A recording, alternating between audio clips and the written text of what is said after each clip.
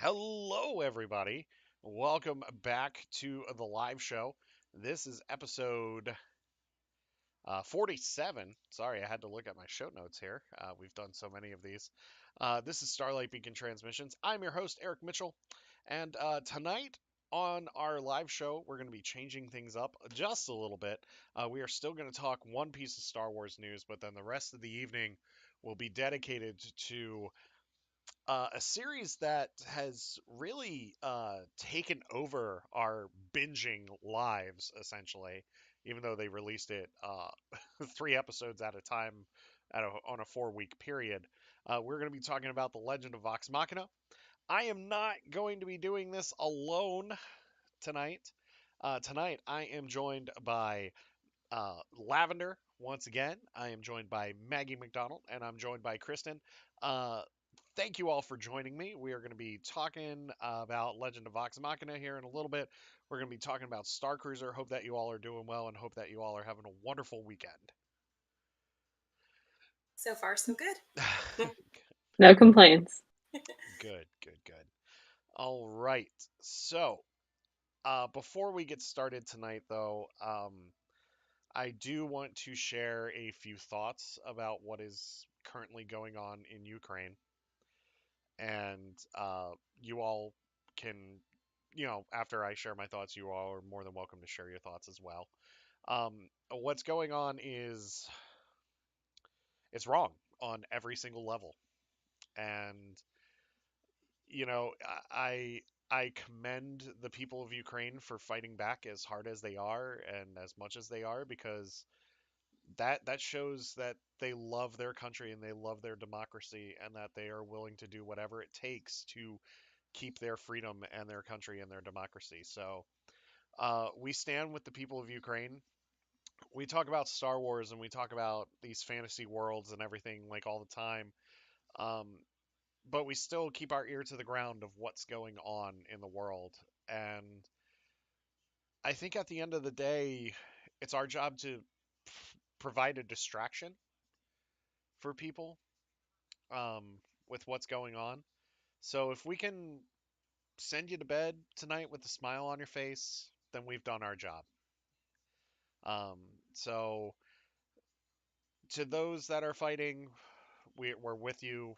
Our thoughts are with you. Our energy's with you. You can feel it through the force. So that's what I have to say. If anybody else wants to say a few words, go ahead, and then we'll get started.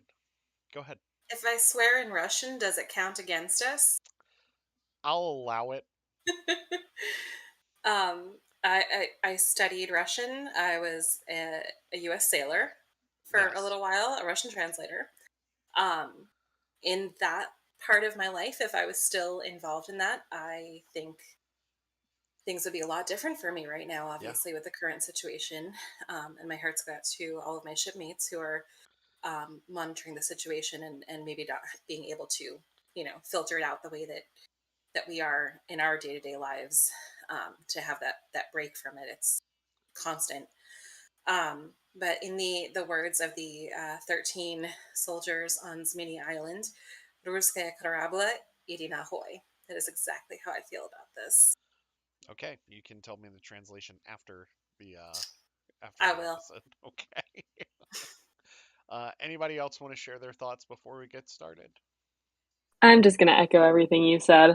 Just thoughts go out to everyone Hmm. involved. And I'm just praying that everyone stays safe Yeah. and that this all ends quickly Yes. and safely as it can be.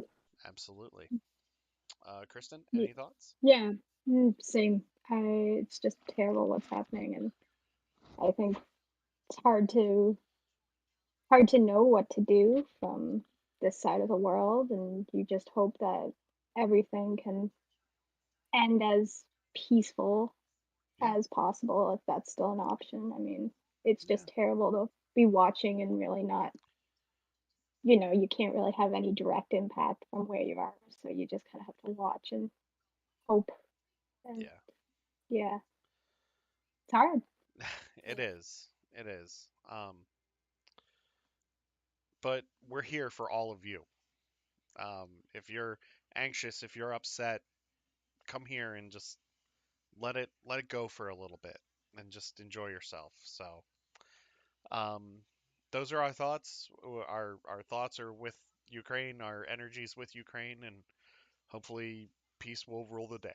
So, let's move on here to one announcement, and then we're going to get into our piece of Star Wars news, and then we're going to get into the craziness that is the Legend of Vox Machina. Um, so we have one announcement, and that is tomorrow night. Get ready because our RPG show is coming back, 8 p.m. Eastern, and we're stealing the Halcyon. Yeah, yeah, it's happening. It's I'm gonna happening. have to tune in and watch all this happen. Yeah. Same. This is part one of a two-part premiere. Part two will be airing in March, but you will see part one live on YouTube. And yeah, we're stealing the Halcyon. I know a lot of people are like, "Well, you're not set in the sequel trilogy era." It doesn't matter. We can bring in the Star Cruiser if we want to in the Old Republic. I don't care. I know Joey's in chat and he's ready. Katrina, she's probably watching. She's ready to steal this thing. She's actually the one that brought on the idea. She was like, "Hey Eric, can we do a thing where we steal the house again?" I was like, "Yes, we're doing it." And now that the media previews are in, I'm like, this is like even better because like we're timing this around the launch of this thing, which I think is great. Um, so yeah, tune in tomorrow night on this channel. we're we're gonna get into some shenanigans. And I'm going to say this right now. Some of the language will not be safe for work. And Just not in saying. Russian either. And not in Russian either. No, no, you're exactly right. Yeah. It will not be your normal night of theater. That's all I'm gonna say. But that makes it more fun. Yeah, exactly, exactly. It's just a roll of the dice. So anyway, join us for that. Let's get into the news here. So clearly, we were not invited to the Star Cruiser media event. Womp womp. I know, Unfortunately. unfortunately. Which for those people that did go, except for one individual that I'm going to call out here very, very soon. Um, for those that did go, I'm so believe me, we're glad that you went. We're glad that you were able to experience it. A lot of the feedback that we've seen has been um, pretty fair, honestly. I've seen like a lot of fair feedback where they said like it's a very cool experience. However, the price is jarring. Um, if you're not doing everything, it's not going to be worth the price, essentially. So let's talk about this. I'm going to start with Lavender, then I'll go with Maggie, and then I'll go with Kristen. Your thoughts on the initial media reactions from Star Cruiser? So I will say I've been like living vicariously through everyone on my Twitter and TikTok feeds the last couple of days. Having to, be a Jedi and not be jealous, not give in to those emotions. It looks amazing. I, the line dancing thing, I think everyone could have probably lived without. I don't know I if you guys saw forgot that about video. that. Yeah, I saw that. Yeah. I agree But with that. hey, the plus from that video, what the heck is the Crimson Dawn symbol I was doing just on the about to floor say of that. the Halcyon? Oh my god. I need to know more about this. But no, I definitely I'm excited about it. I If I had $6,000 like to just shell out for this right now to take a family of four, I would be like, Disney, take my money. Uh, thank you, Mr. Mouse. Please take some more. No. I was just there on Tuesday, so like they already get all my money anyways. There you go. Same. But no, I would be like, I would go for it. I saw a lot of great experiences from some journalists with kids. A lot of like great interactions between kids and the cast members. I love how it's like once you board the Halcyon, like you're in story, you're in character, and I'm a little sad that Galaxy's Edge isn't still more like that. Like I know the first like couple months or so, it was like really like if you said hello to somebody, they'd be like, bright suns. And I kind of miss that. And I hope that Halcyon doesn't lose that shininess. I hope it Yeah. sticks around. Yeah. Yeah. Maggie, go ahead. Your thoughts on Star Cruiser. Well, like you said, I was shocked at how fair everyone was being. I definitely saw like a lot of criticism from the media people, which I didn't think that we were going to see. Yeah. Um, I think that the entertainment looked incredible. Like the all of the performers like absolutely blew it out of the water, and I think honestly that in itself could make it worth it. I was with my friend yesterday or 2 days ago, and we were saying if they chopped the price in half, we would go tomorrow. Oh yeah. Yeah. Totally. But as of right now, I'm really not sure about the price point. It is very costly for 2 nights. And from what it sounded like, what a lot of people said was the first night, not so much, but the second night, there were a lot of moments where someone would go to use the bathroom and they'd come back and they'd miss a whole chunk of the story Oh. because they're trying to shove in all this stuff into 2 nights. And Yeah. it's, I guess, a lot more than kind of they can fit because they're probably trying to get the money out of it, but at the same time, it's only 2 nights.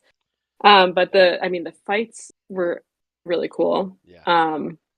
Lightsaber was interesting. That little switcheroo that Ray had to do, but I did love seeing, obviously, Lavender. I loved Yeah. seeing Ray and Kylo Ren. So You see what's on my yeah, shelf right mine's now. right over there. Yeah. So It's for the I was after very excited hours about that. episode. Yeah. So Yeah. I mean, there was a lot of really cool technology. The bridge, not a huge fan. I said it kind of looked like the end of Mission Space a little bit. It does. Yeah.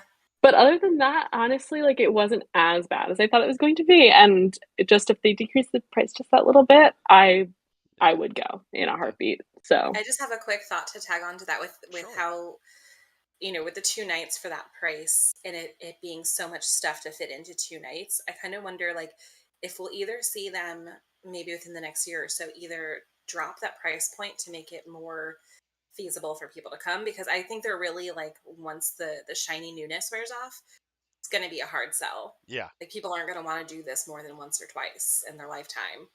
But if they added a third night and like split it up into more and the price remained the same, I think people might justify it a little bit more.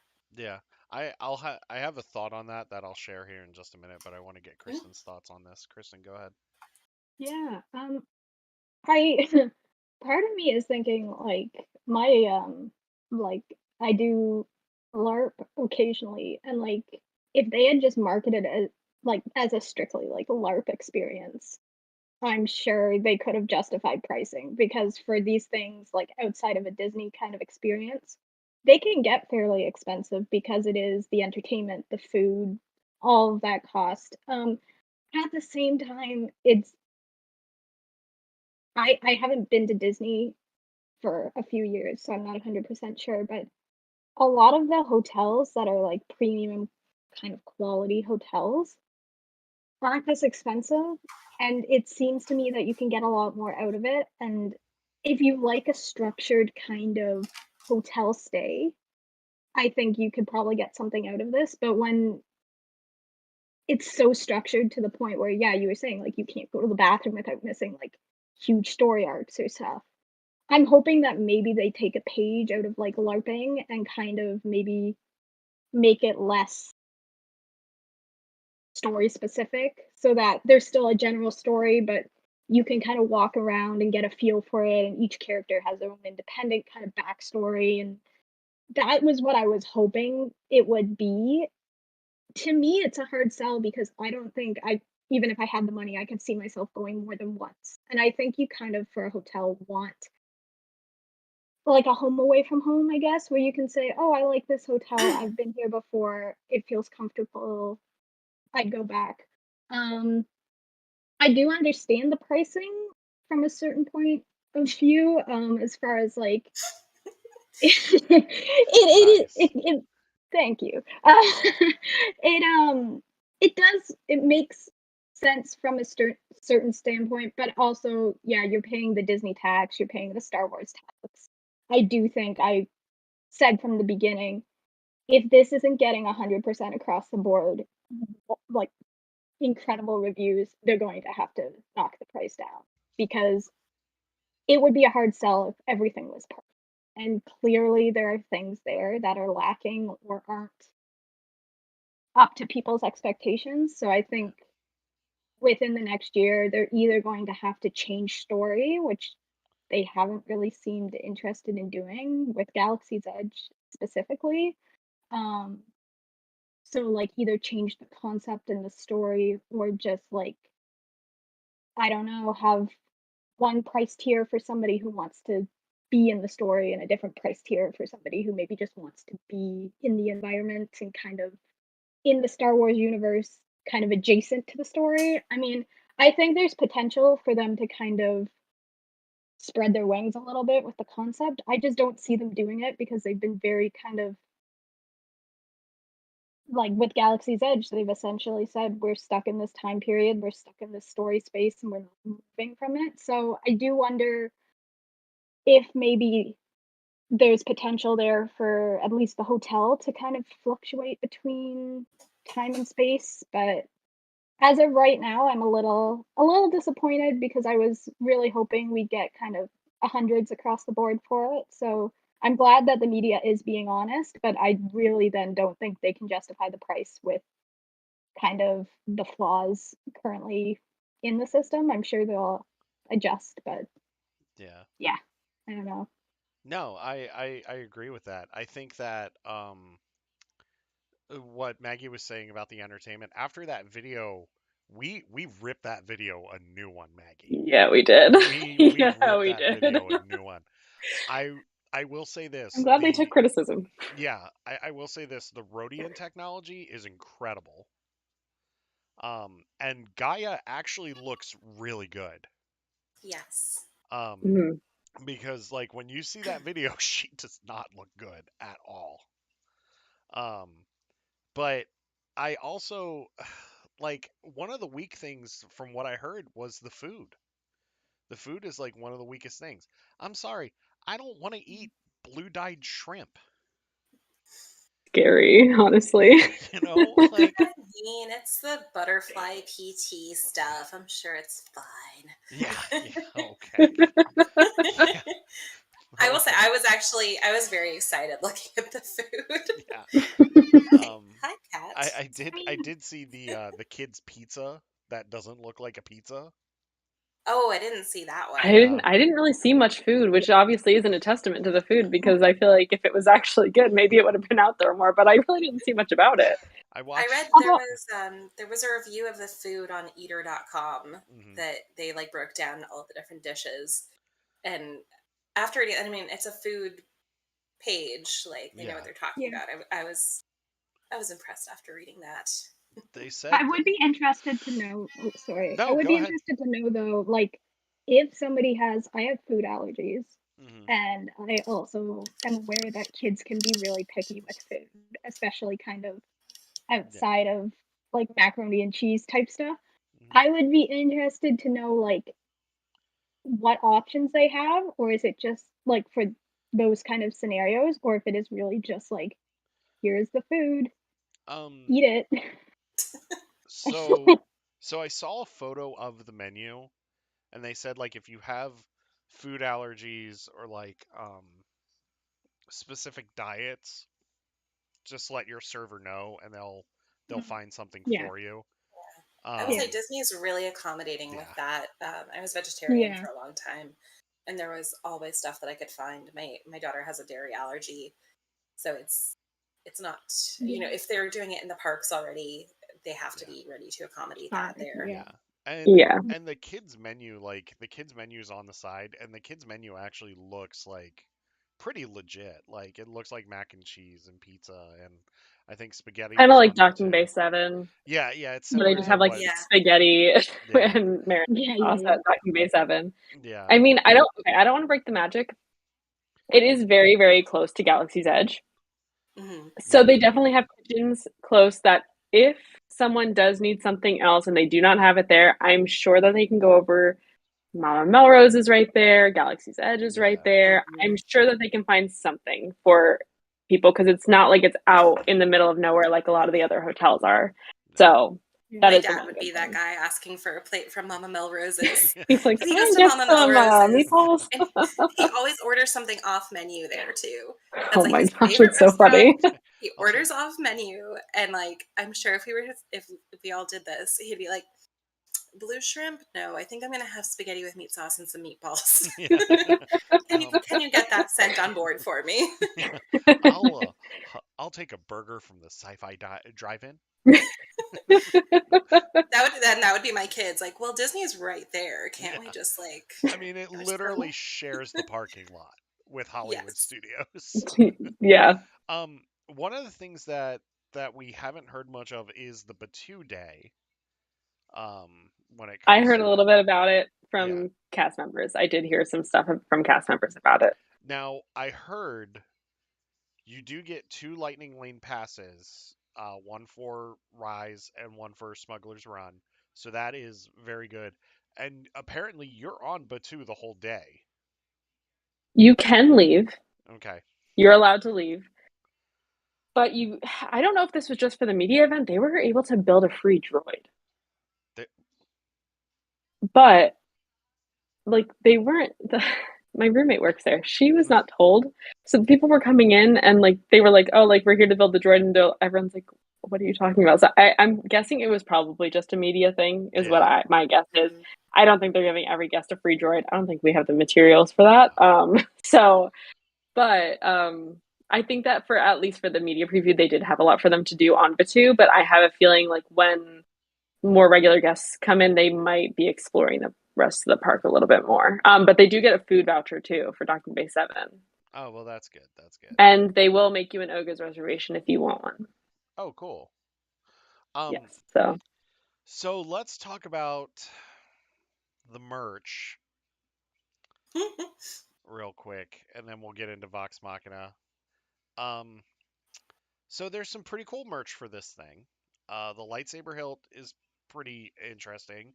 It's unique to the Halcyon, and you can get it engraved with your first initial, which I think is pretty cool. It's a first initial in Arabish too, which I think is really cool. And then you can buy a Droid Depot droid of SK620, Mhm. which I really want to get because I love collecting Droid Depot droids. And then like there's just like all these costuming things and everything. Like it's really cool. I believe they're coming out with a Sabak set that actually has the chips as well, which oh I think cool. is really cool. I'm gonna Um, need one of those. yeah, and it's a metal. I mean, the die. It's like a metal dice set too, which I think Nice. is pretty cool. Hmm. Um, we saw earlier that one of these people that was invited to the media event purchased some merch and then decided to flip it on eBay Hmm. for ridiculous prices, including the lightsaber, which retails for $175. They are selling it for $1,299, which is half of one person's one night stay on the Halcyon. They're just Still trying to cheap. fund It's their still next cheaper trip than a back. stay. It's still cheaper than a stay on the Halcyon. Not by much. Maybe Yeah, they bought two and they're like, if I sell both of these for this price, I can go back on my Trip own paid. dime. yeah. Yeah. Like It'll pay for itself. my wife was just saying the rudest part about it is that they took pictures in the Halcyon itself of It's these like the popcorn prizes. buckets all over again. Yeah, The it's popcorn like Yeah. the buckets, like Figment with the popcorn cast buckets. members Yes. in the background at the Yeah. stand. They're like Yeah. right here. I'm like, couldn't wait like till you got back to the hotel. No. I mean, you're taking a picture on the thing. And then like the magic bands are really cool. Like the Hmm. Halcyon Yeah. magic bands, I was like, yeah, I want one of those. Hmm. That guy's trying to flip them for $200. And then he's No. flipping the droid for what was it, 700? Yeah. Plus And he's on the $38 media list. shipping. Yeah. Isn't that lovely? Yeah, plus Guess who's not $40. going to be on the media list next time? Oh, Yeah, that's a really good way to get yourself removed. if I Yeah. was Disney, I would be tracking this guy Oh, down. they probably have them already. There's Yeah, no way. Yeah. because that is Well, that BS. Go ahead. yeah, and that does kind of beg the question, is most of the clientele for this hotel going to be collectors who are hoping to get like just flip all these items and then essentially make all their money from the hotel back and then some? Because it seems like with all these, like everybody's really hyped on the cool collectibles, that there might be incentive there for people to just say, okay, screw it. I'm gonna go to this hotel, I'm gonna buy the whole place out and then just like sell it like because people don't want to go to the hotel, but they want the Yeah. merch. Hmm. Yeah, and I think that is it's kind of a catch-22 there because it goes back to like the rest of us that are collectors that do want this merch, and you know, uh, somebody actually just what the droid? Somebody bought the $700 droid. You guys watching the auction? Yeah, my wife's watching the auction right now. Oh my gosh. Yeah, they're selling the carded SK for $200. Oh my god. That's Yeah, and then somebody bought the lightsaber. Um, Oh my god. This is why it never ends. This is why it's just a yeah, cycle, a it continuous cycle of resellers. yeah. remember May 4th, 2020, and how Disney Store like botched everything like with that online May 4th sale, and Yes. like all the Yeah. collectors bought up or all the flippers bought up the Ahsoka ears Hmm. and Hmm. then flipped them for ridiculous amounts of money. That's exactly what this is all over again. It's Except essentially the that. park is open, so they don't Yeah, have to do it all online. yeah. I mean, if I'm I there, think that happened with like some of the lightsabers too, yeah, when yeah, they did the like the cargo Temple from Guard. Galaxy Edge. yeah. A Hmm. buddy of mine got two of the, and if he's watching, I am so sorry, but a buddy of mine got two of the old Temple Guard sabers. Now, granted, he paid like 500 each for them because like they were out of circulation at the time. Hmm. So, of course, like 500, okay, I'm okay with that markup, because it's out of circulation. He's trying to flip them now for 2,000. And I said to him, "Why don't you just give them to me and I'll appreciate it?" And I'll give you a nice handshake. Yeah, I'll give you Yep. here's a A smile pat and on a the back. handshake. Yeah. But Yeah. no, I mean it's absolutely ridiculous. You got a free trip to Disney and To an experience that some people will never exactly. be able to, or like be able to afford or justify the price of. Exactly. Yeah. Because Yep. because we were talking about it and we're like, if the price doesn't go down, we have to save at least for 3 years before we can do Mhm. this. It's equal to like a week or more long trip to Disney. Like Yeah. Yeah. that's like how long we would have to save for like our family to go every like we went like every 4 years. Yeah. We went for 10 days. It's probably about the same amount for two Yeah. nights. Yeah. We did an off-season cruise on the Fantasy. It was a 7-day cruise, six Hmm. people, because it was my kids, my husband, and my parents, and it was less than it was for 4 people to do Yeah. the house. Yeah. I think So. our room for our cruise in October is cheaper than the Halcyon. Hmm. Oh And we're yeah. doing 6 nights. Yeah. Exactly. Yeah. Yeah. I mean, it's yeah, yeah, we're doing Disney Magic out of New York to go to Canada. Um Ooh, That's so fun. I've yeah. never been on the Magic. It looks pretty. I've been Yeah, on it its sister does. though. I've been on the Wonder. Nice. I've never Uh been on a Disney cruise. I do want to one day. Girls Well, trip. Hopefully. join Let's us. go. Let's We'll do just it. reread all of our High Republic books. Let's see. Yes. That's what I plan on doing when phase 2 comes out. Oh my gosh, yeah. Yeah. It's like perfect timing. Yeah, exactly. Exactly. I can read on the You cruise you on the planned it. PNC. You Yeah, planned it like exactly. that. Yeah. Um, but no, I like I said, I'm happy to see that people went and had a good time. I'm happy that the media has not been biased about it. Mhm. I understand. Like, I saw the one interview, and we'll wrap this up here. I saw the one interview that Clayton Sanville did with the two executives from Disney, and how, like, you could tell like they were trying to like answer the question while avoiding the question at the same time. And like the Hmm. one lady's like, "Well, Disney offers many magical experiences at different price points," Yeah, and I'm like, "Just say you that can't pissed me afford off. this." That Right. pissed me off. She's like, and this might not be it for everyone. I'm like, what do you mean? Obviously not. It's six Yeah, thousand dollars. I'm sorry. I'm a Star Wars fan who gets immersed in the story of Batuu every time that I'm there. I'm pretty sure as soon as I set foot on this thing, I'm going to be like, it's go time. Hmm. I was just thinking about it.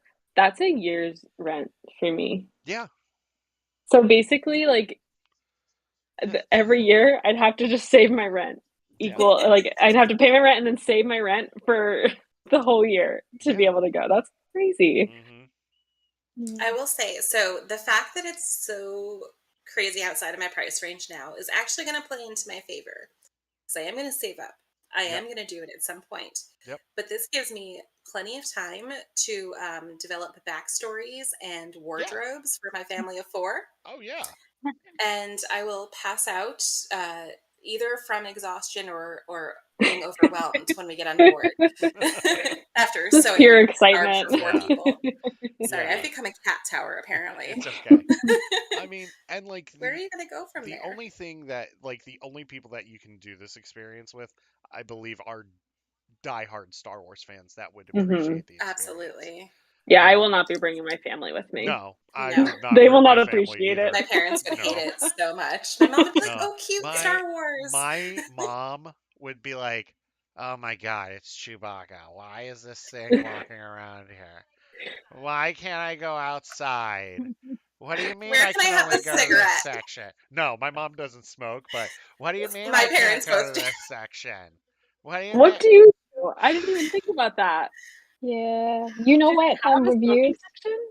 oh my god, Is they there a wouldn't, would smoking there? section on the Halcyon? That's a It very would have good to be These are question. important it would questions. have to be outdoors. It would Yeah. have to be Well, outdoors. they said we have a virtual outdoor experience I for you saw Yeah, on But that. I board. saw that. that's Is so it cute. not still inside?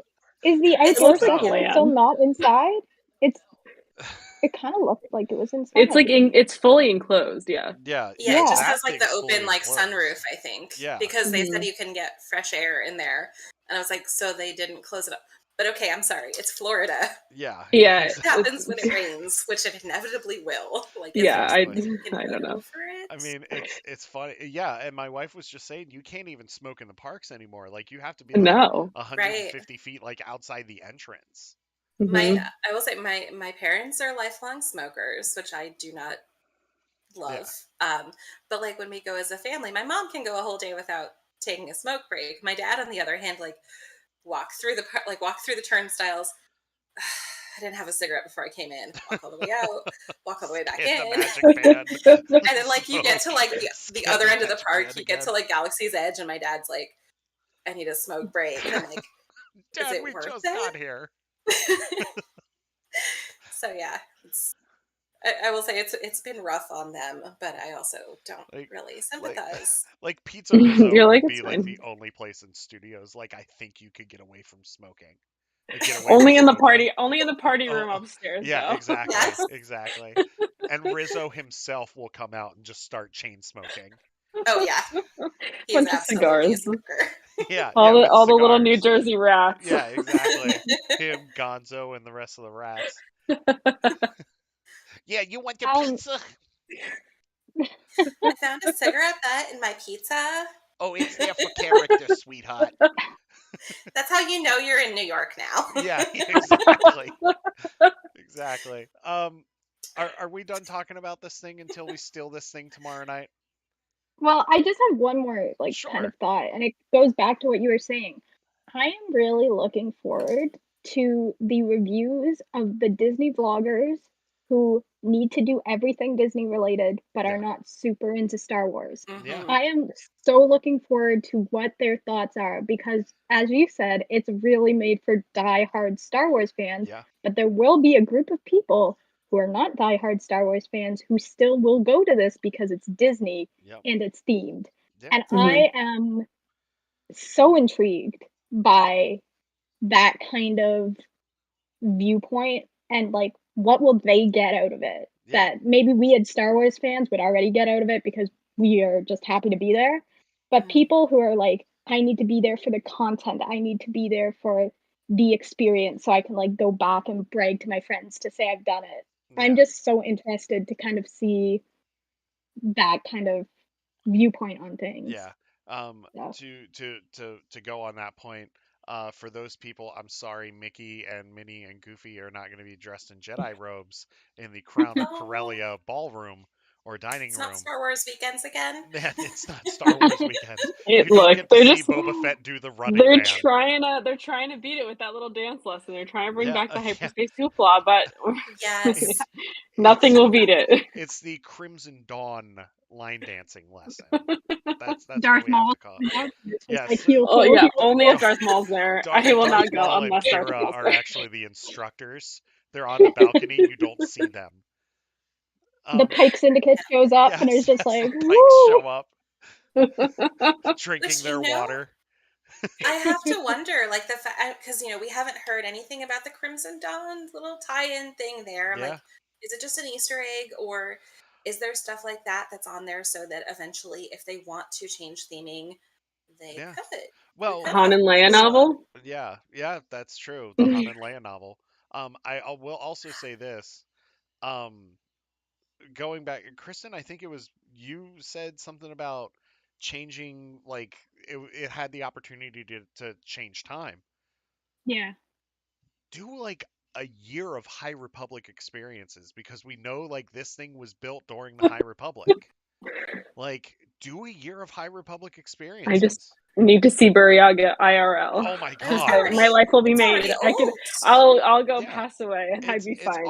It's already 200 plus years old.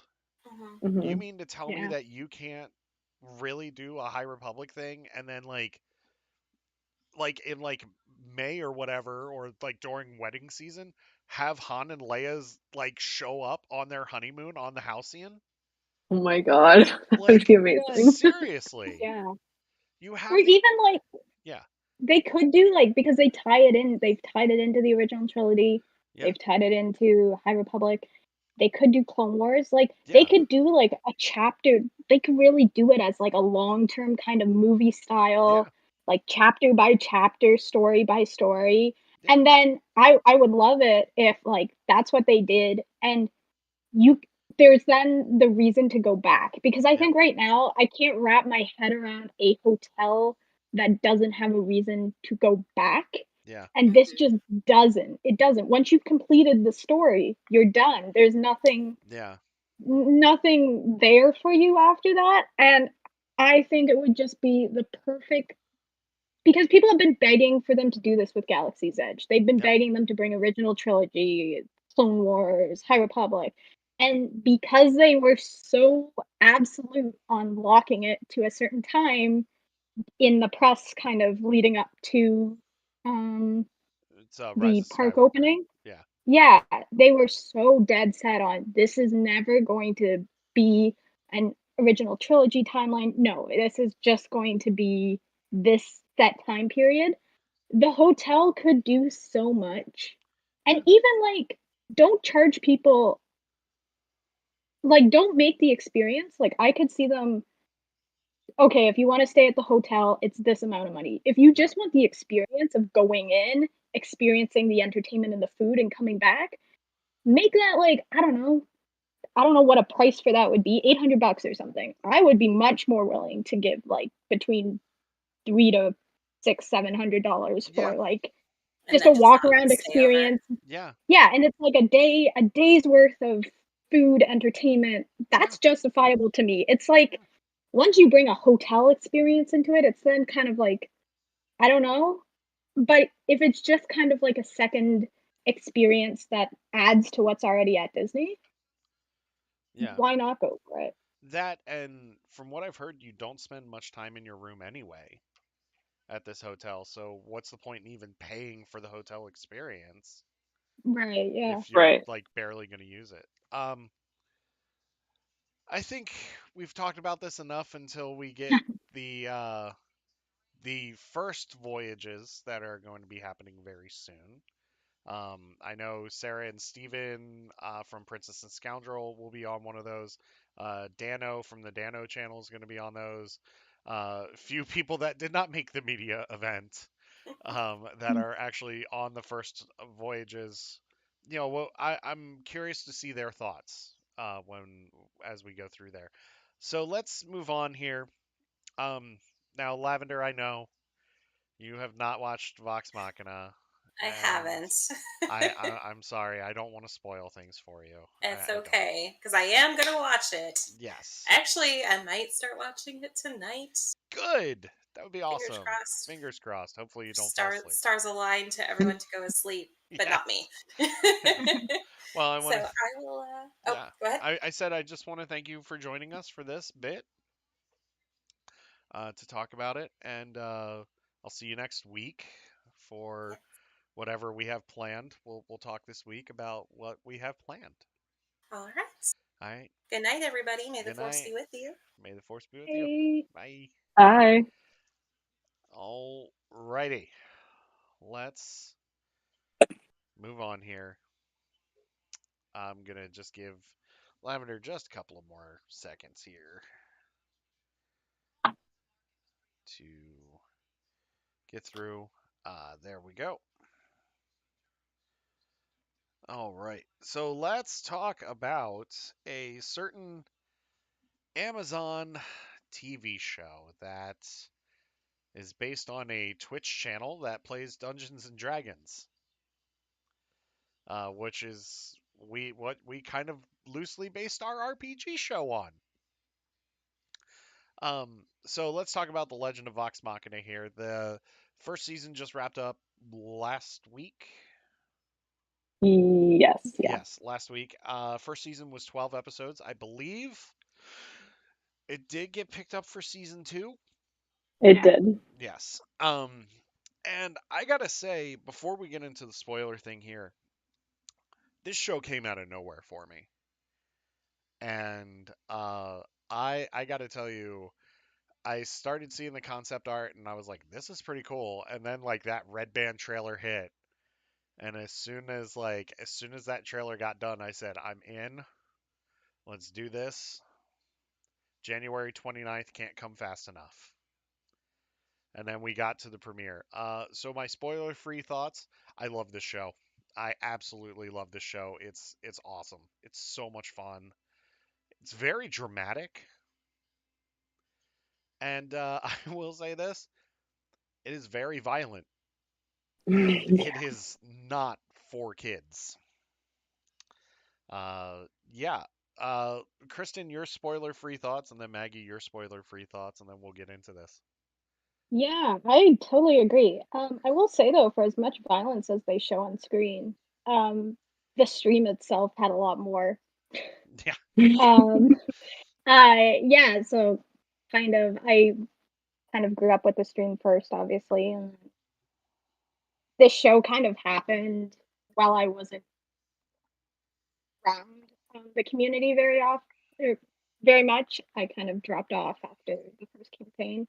So Hmm. for me, just watching the trailer, watching kind of all the concepts and stuff, the build up to the show was so exciting. And it was so different. Like watching the stream and watching the show, I think I was expecting it to feel a lot more like kind of the same. Yeah. But because it is two different mediums, I think that was kind of a silly expectation on my part. But it does hold the spirit of the stream very well. The Yeah. characterizations, especially, I think it just really works.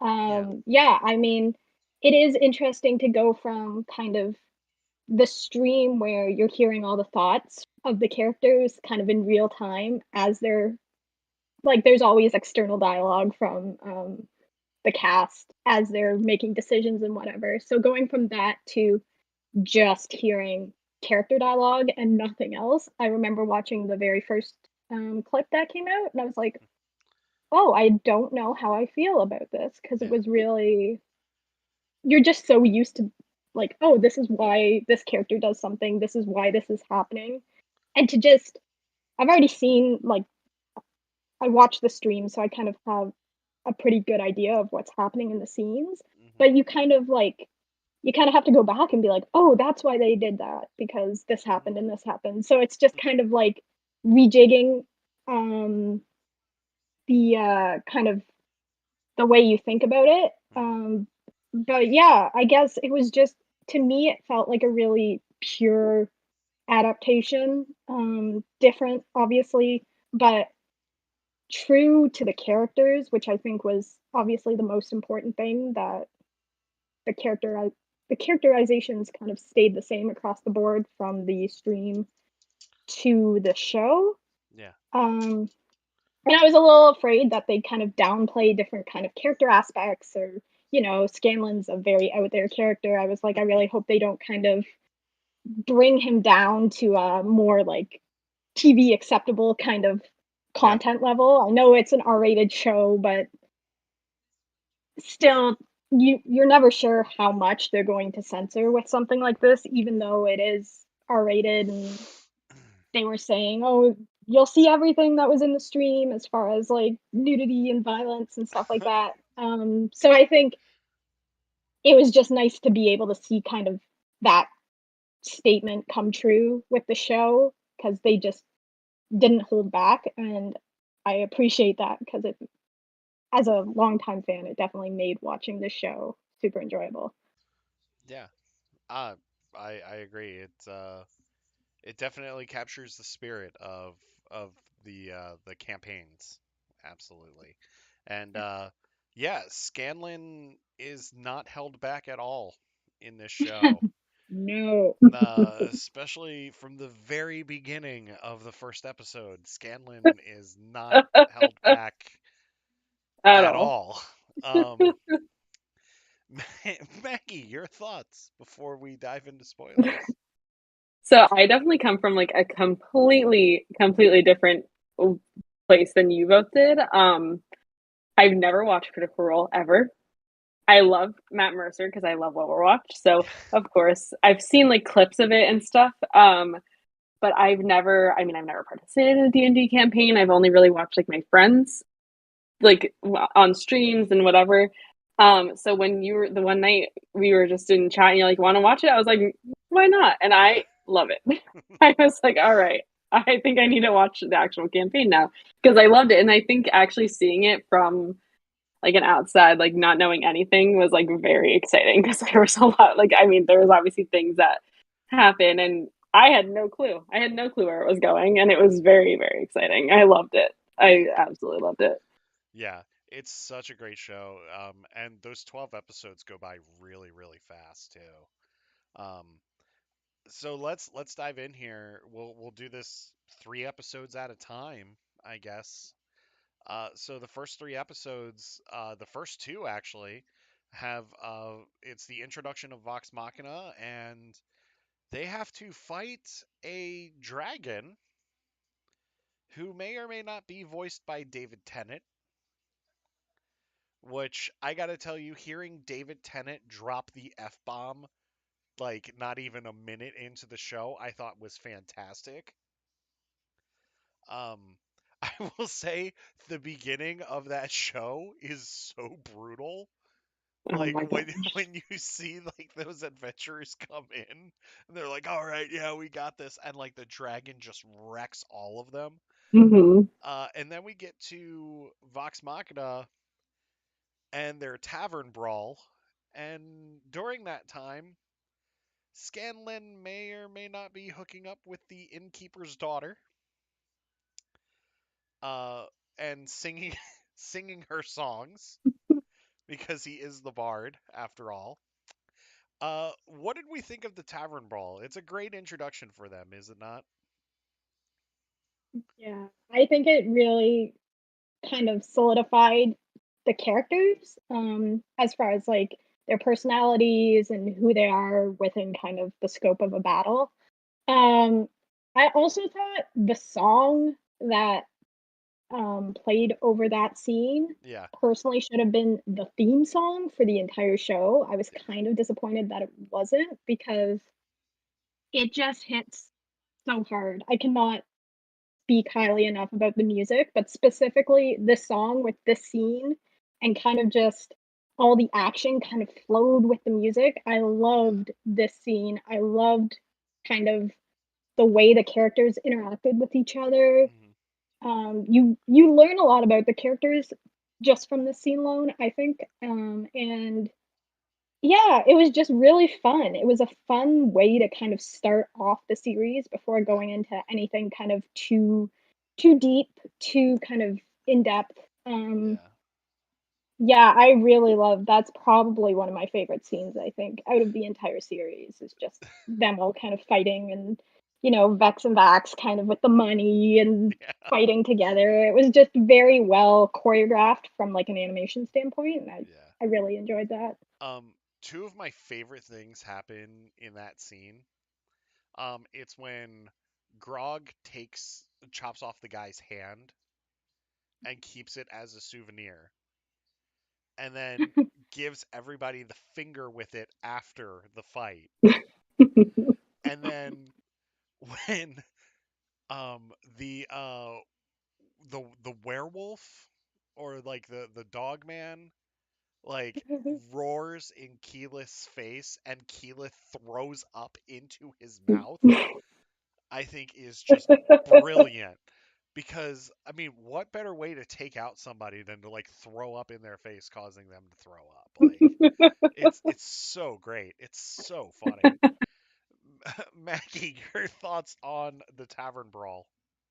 I thought it was great. It did such a good job at setting up characters. Again, I'm saying all of this coming from not knowing them one bit. Yeah, I got an idea of who they all were immediately. Like I knew what these characters were right off the bat, and I thought it was done so well. And also just like the realness of them, like how they're kind of, they're not like they're like the losers. Like people don't really love them. They're like, you guys can't fight us, you won't beat us, and then it makes you want to root for them so bad, and I love it. And they're just so real. Like yeah, I don't know, it was great. It was a great opening. yeah. It's a fantastic opening. From there we see Vox Machina go to the kingdom of Taldore to try to gain some fame and some money to take out the threat that is threatening Taldore.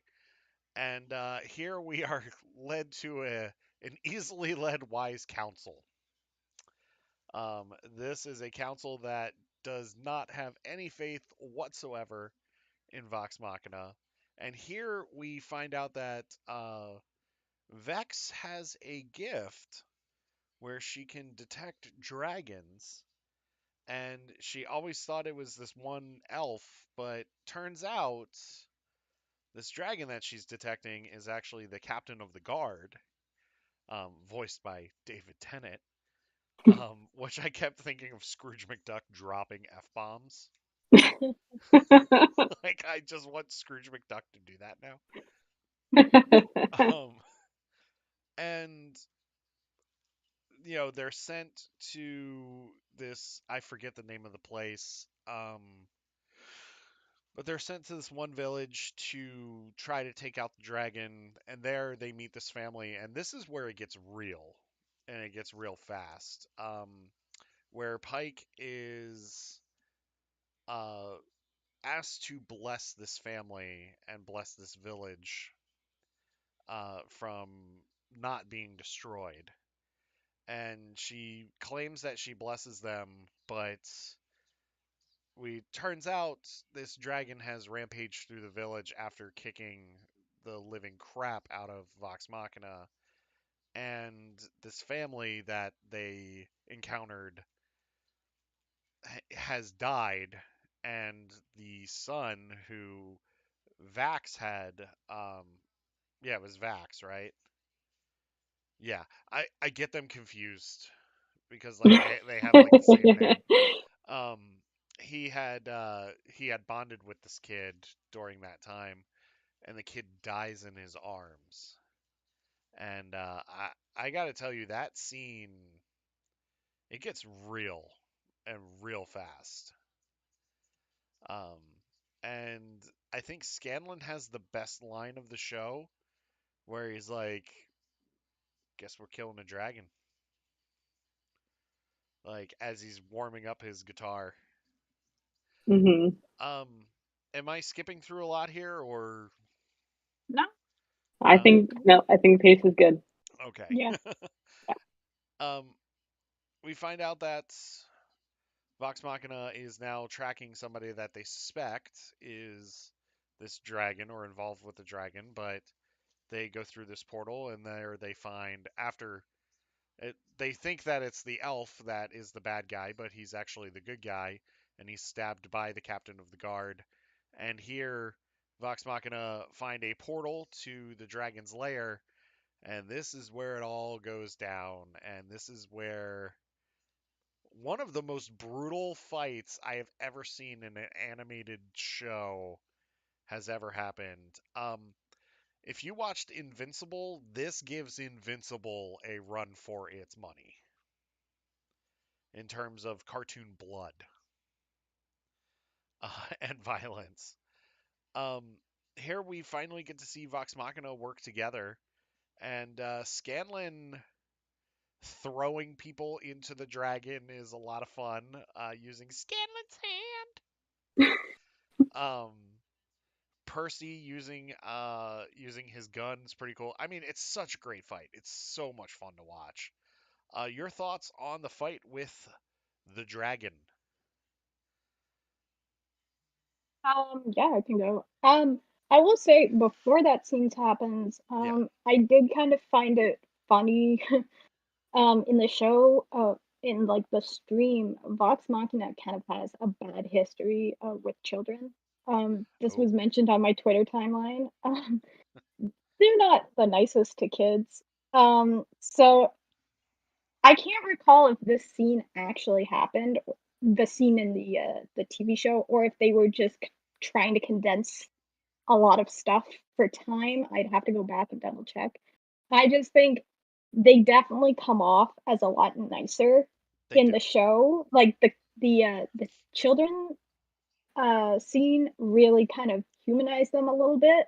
Hmm. Um Also, those kids were voiced by Liam and Sam's kids, Oh, which is nice. a really, really sweet kind of thing. And I think it adds probably to the acting a lot more. Hmm. You know, when you're actually having to act Yeah.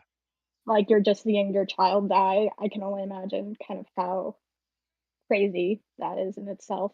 The fight itself, the dragons fight, the first dragons fight, I think did a really good job of showing kind of how they're a team together, but they very much work individually. Hmm.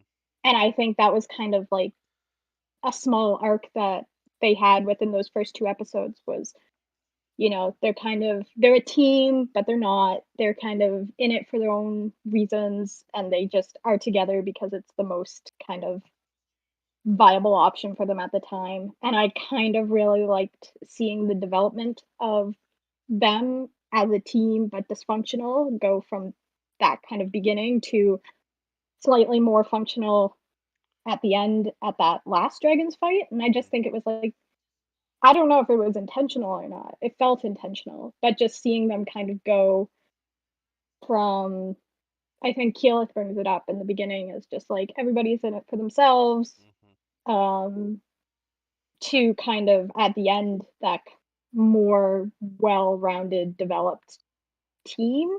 Yeah. Um, I guess it was intentional because they do bring it up in the scene Hmm. at the end where they do the magic and whatever. I just really like that kind of not in your face kind of character development, but Hmm. quiet kind of growth. And I think they did a good job with the two episodes they had to really build, kind of work that into their story instead of Hmm. just having them. be an already established team. Mhm. And I like that a lot because it does add to the characters' stories. Their back. Yeah. No, I agree with that. So they defeat the dragon and they're crowned champions of the realm, protectors of the realm, and they are given an estate. Um, and at this point, they're also invited to a state dinner, and we find out that the Briarwoods from Whitestone are arriving at the estate dinner. So, before we get into the conflict with the Briarwoods, we have Vox Machina getting ready for this state dinner, and they are.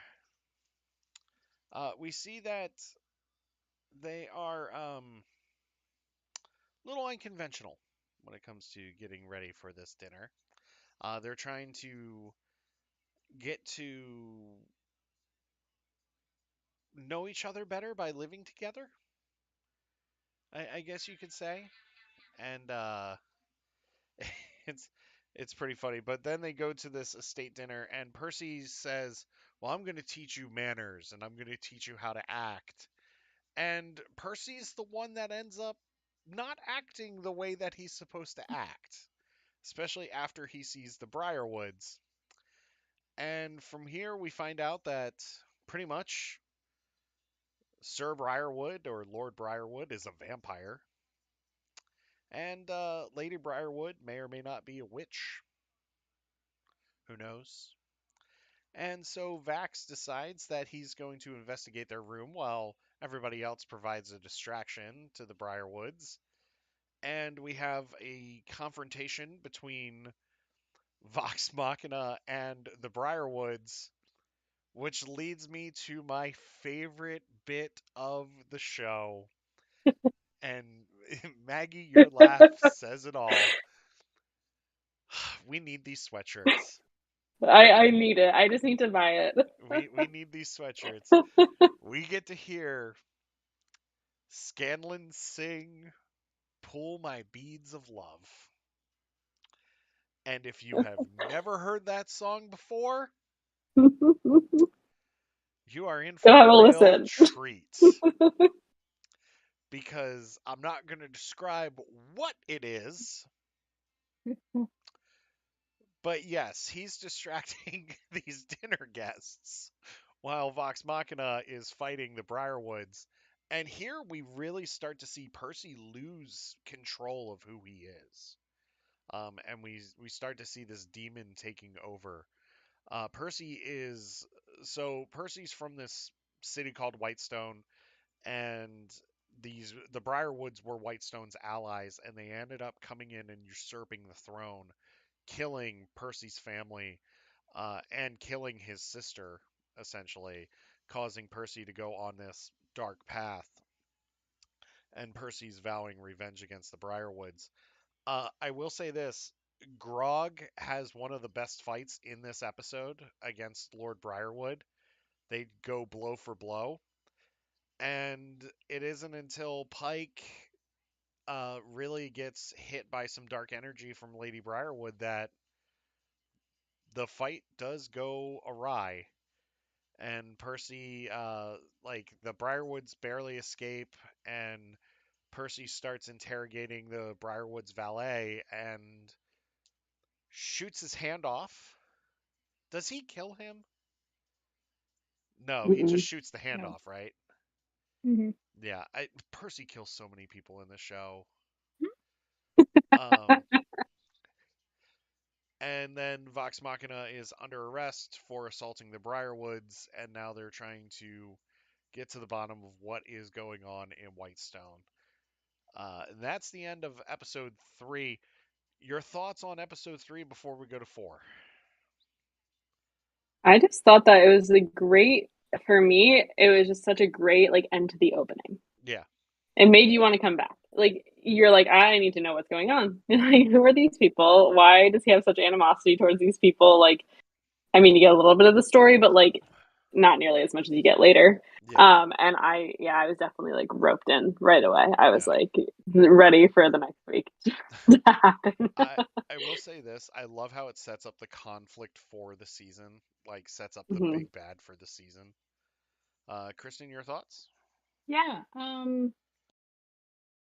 the show in general has done a really good job of reminding me how short D&D fights actually are. Um, so I think I remember watching it. The Briarwoods fights are like hours of like streamed. Yeah. It's forever. And I'm as somebody who just cannot sit through fights, I'm really glad that I can go back instead of having to watch the streams and just like fast forwarding through all the fights because I just can't take the fights. Um, they're too long. It's nice that they really don't let them play out. I mean, I think the fights are in real time probably Yeah. shorter than obviously what they play out to be, but I'm glad that they don't kind of keep you there for too long. They're Yeah. kind of you're in and out. I appreciate that. I mean, I'm sure just with time restraints. Oop, You're okay. sorry, Bless you. time Same. restraints. Time restraints on episodes too. You really have to make sure that the fights aren't too Yeah. long.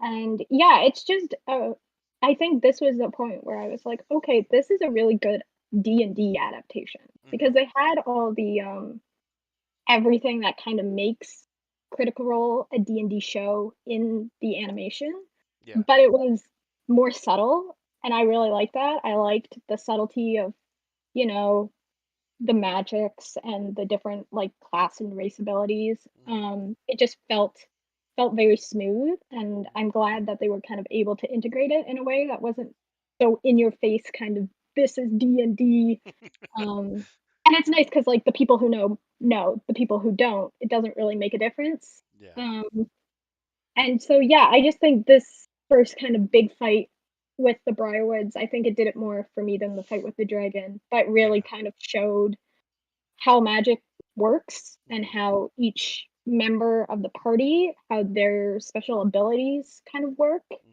Hmm. And just like, and they did a really good job of saying like Pike can only do so much for so long, and there are Hmm. restrictions to magic. Because I think a lot of shows, I think you run into the issue of, and I have the same feelings with Star Wars. Like, well, here's an issue they could have just solved using the Force. Or Yeah. here's an issue that they could have just solved using magic. But because the episode needs to be 30 minutes, they have to forget that they have powers so Hmm. that things can happen. This show has things happening, and the question of, well, why aren't they doing this isn't there because Yeah. you know that they have certain restraints and Hmm. certain limitations to what they can do. Hmm. And I think that just makes, for me anyways, it's less of me screaming like, "You can do the thing! You can do the thing! Just do the Yeah. thing!" Because yeah, the characters are trying to make sure that they, like in D&D, have their spells for important Yeah. moments, and it's less just a free for all as Yeah. far as like magic and abilities go. I think that's a great point because Keyleth really starts to explain that later on in the show too, especially once we get to Whitestone and everything that's going down with the Briarwoods. And Pike tries to explain it to Grog, and Grog's just like, "Oh, okay, like, what's the next thing that I Yeah, can smash?" yeah, And Keyleth tries to explain it to everybody else, and they're like, "Oh, okay, Flower Girl, like, you know." Um, let's move on here to episodes 4 through 6, where Vox Machina is now under arrest, but they're trying to start their investigation into the Briarwoods. While Vax was in the Briarwoods chambers, he took later Briarwoods spellbook, and so now Scanlan's trying to go through the spellbook to find out what's going on. Pike at this point is wrestling with her control of the light. Um, and yeah, Vox Machina is under arrest. They decide, hey, we're going to try to escape, and the head guard catches them trying to escape, and then they're attacked by demons, which is interesting. And that is a brutal fight too, by the way. And then they end up defeating these demons, and they convince the guards to let them go to Whitestone to try to find out what's going on with the Briarwoods. And here, when we get to Whitestone, we see that not everything is as it appears, and we are introduced to members of the Resistance. Was this when we started getting into the Resistance stuff? Yeah, when they get to Whitestone, I believe Yeah, I we believe they get start to seeing Whitestone some of in that. 6. Yes. Yes. Yeah, it's like middle of 5, early 6. They get Yeah. to Whitestone. At this point, Pike has gone off to the temple to try to reestablish her connection with the light, and she is going through some stuff during that time, trying to reconnect with the light. And here we meet, is it Archibald? Is Percy's friend? Yes. Yes. We meet Archibald, who's the leader of the Resistance, who ends up getting captured by one of the people that betrays Percy, and Mhm. is tortured a lot uh, Yeah. by a guy with metal arms. And I think that guy rips his ear off too. Maybe. I don't Yeah, remember ear ripping, but that could be. yeah. Um, and apparently there's giants, so it's like Attack on Titan as well. Yeah. Those Yeah. I was like, "Holy crap. Those are not typical fantasy giants." No. They were scary looking. Yeah. Um, and I gotta tell you, when they attack that resistance meeting and they start like killing those people, that is brutal. Once again, a lot of blood. Mm, yeah. So Percy decides that they're gonna go on a jailbreak to get Archibald out, and they successfully do so.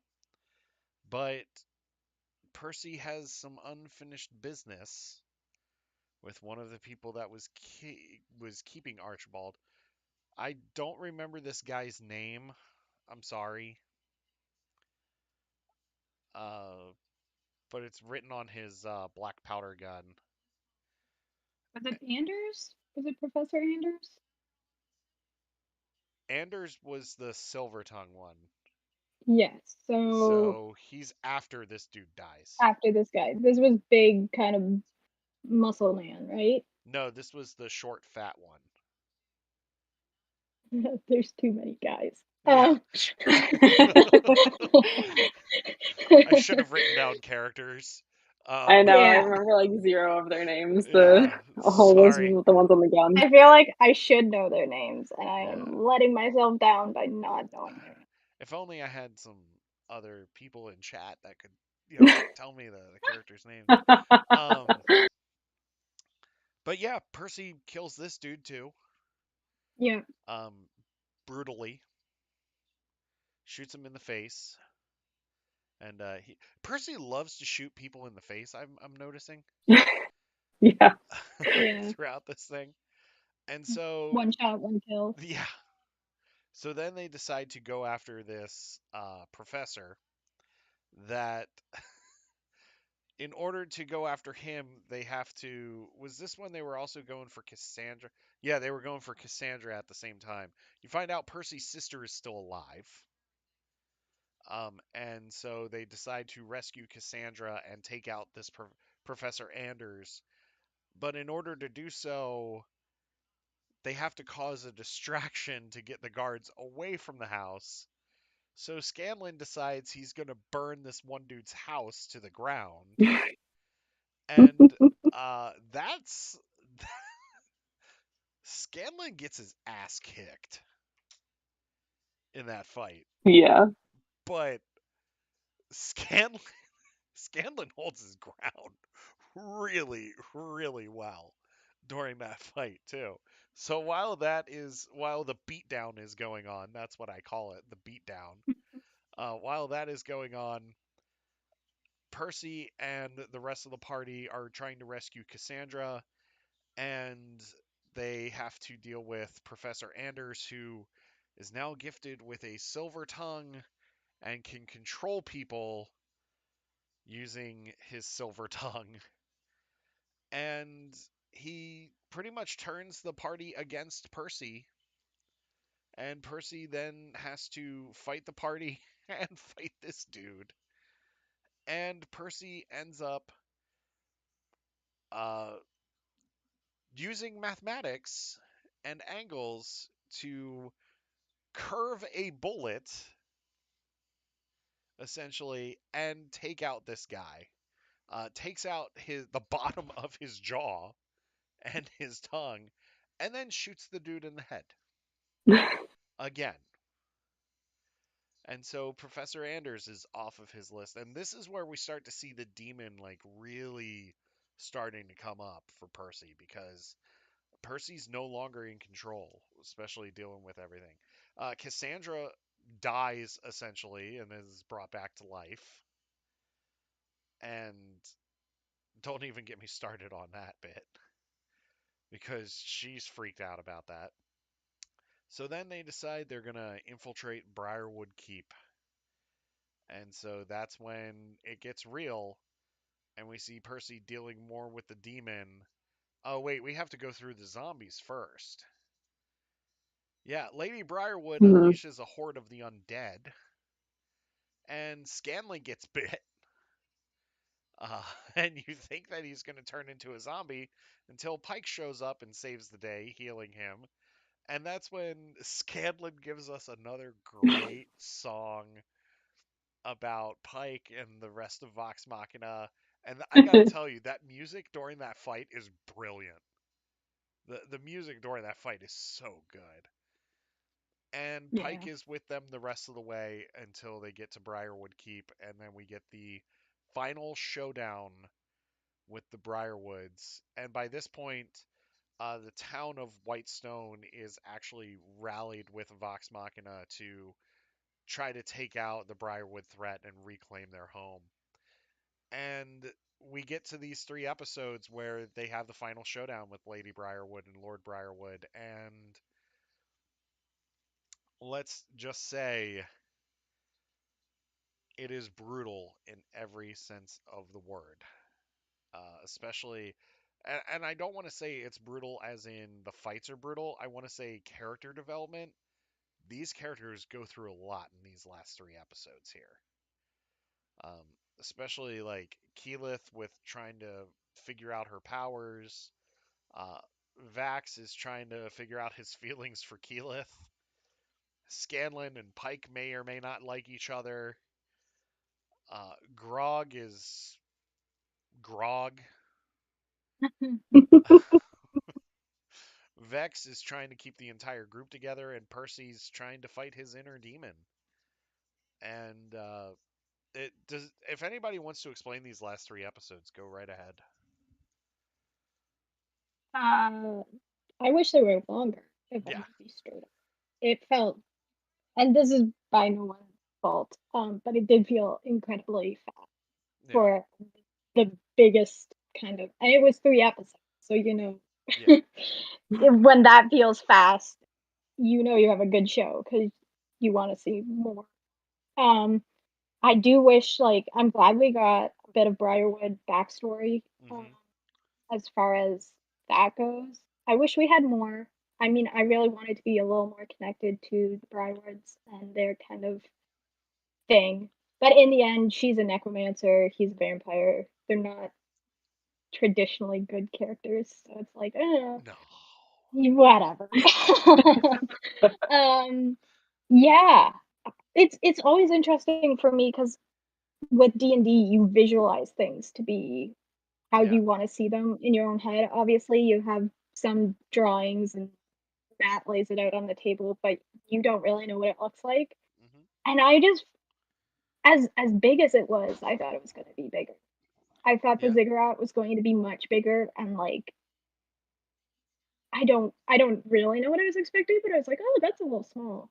But Hmm. I was just so kind of generally happy with, because that's such an important arc for a lot of different reasons. Hmm. The story was good. Like, it had every opportunity. They had every opportunity because it's such a big fight Hmm. to really pull out the wrong things. Hmm. And I felt like they kept enough in where it felt really kind of,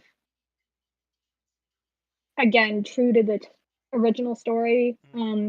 I mean, the stuff with Percy and Cassandra and Vax, you felt like scared for them, even though I know what happens. I was like, oh no, they're this feels like they're not coming back from this.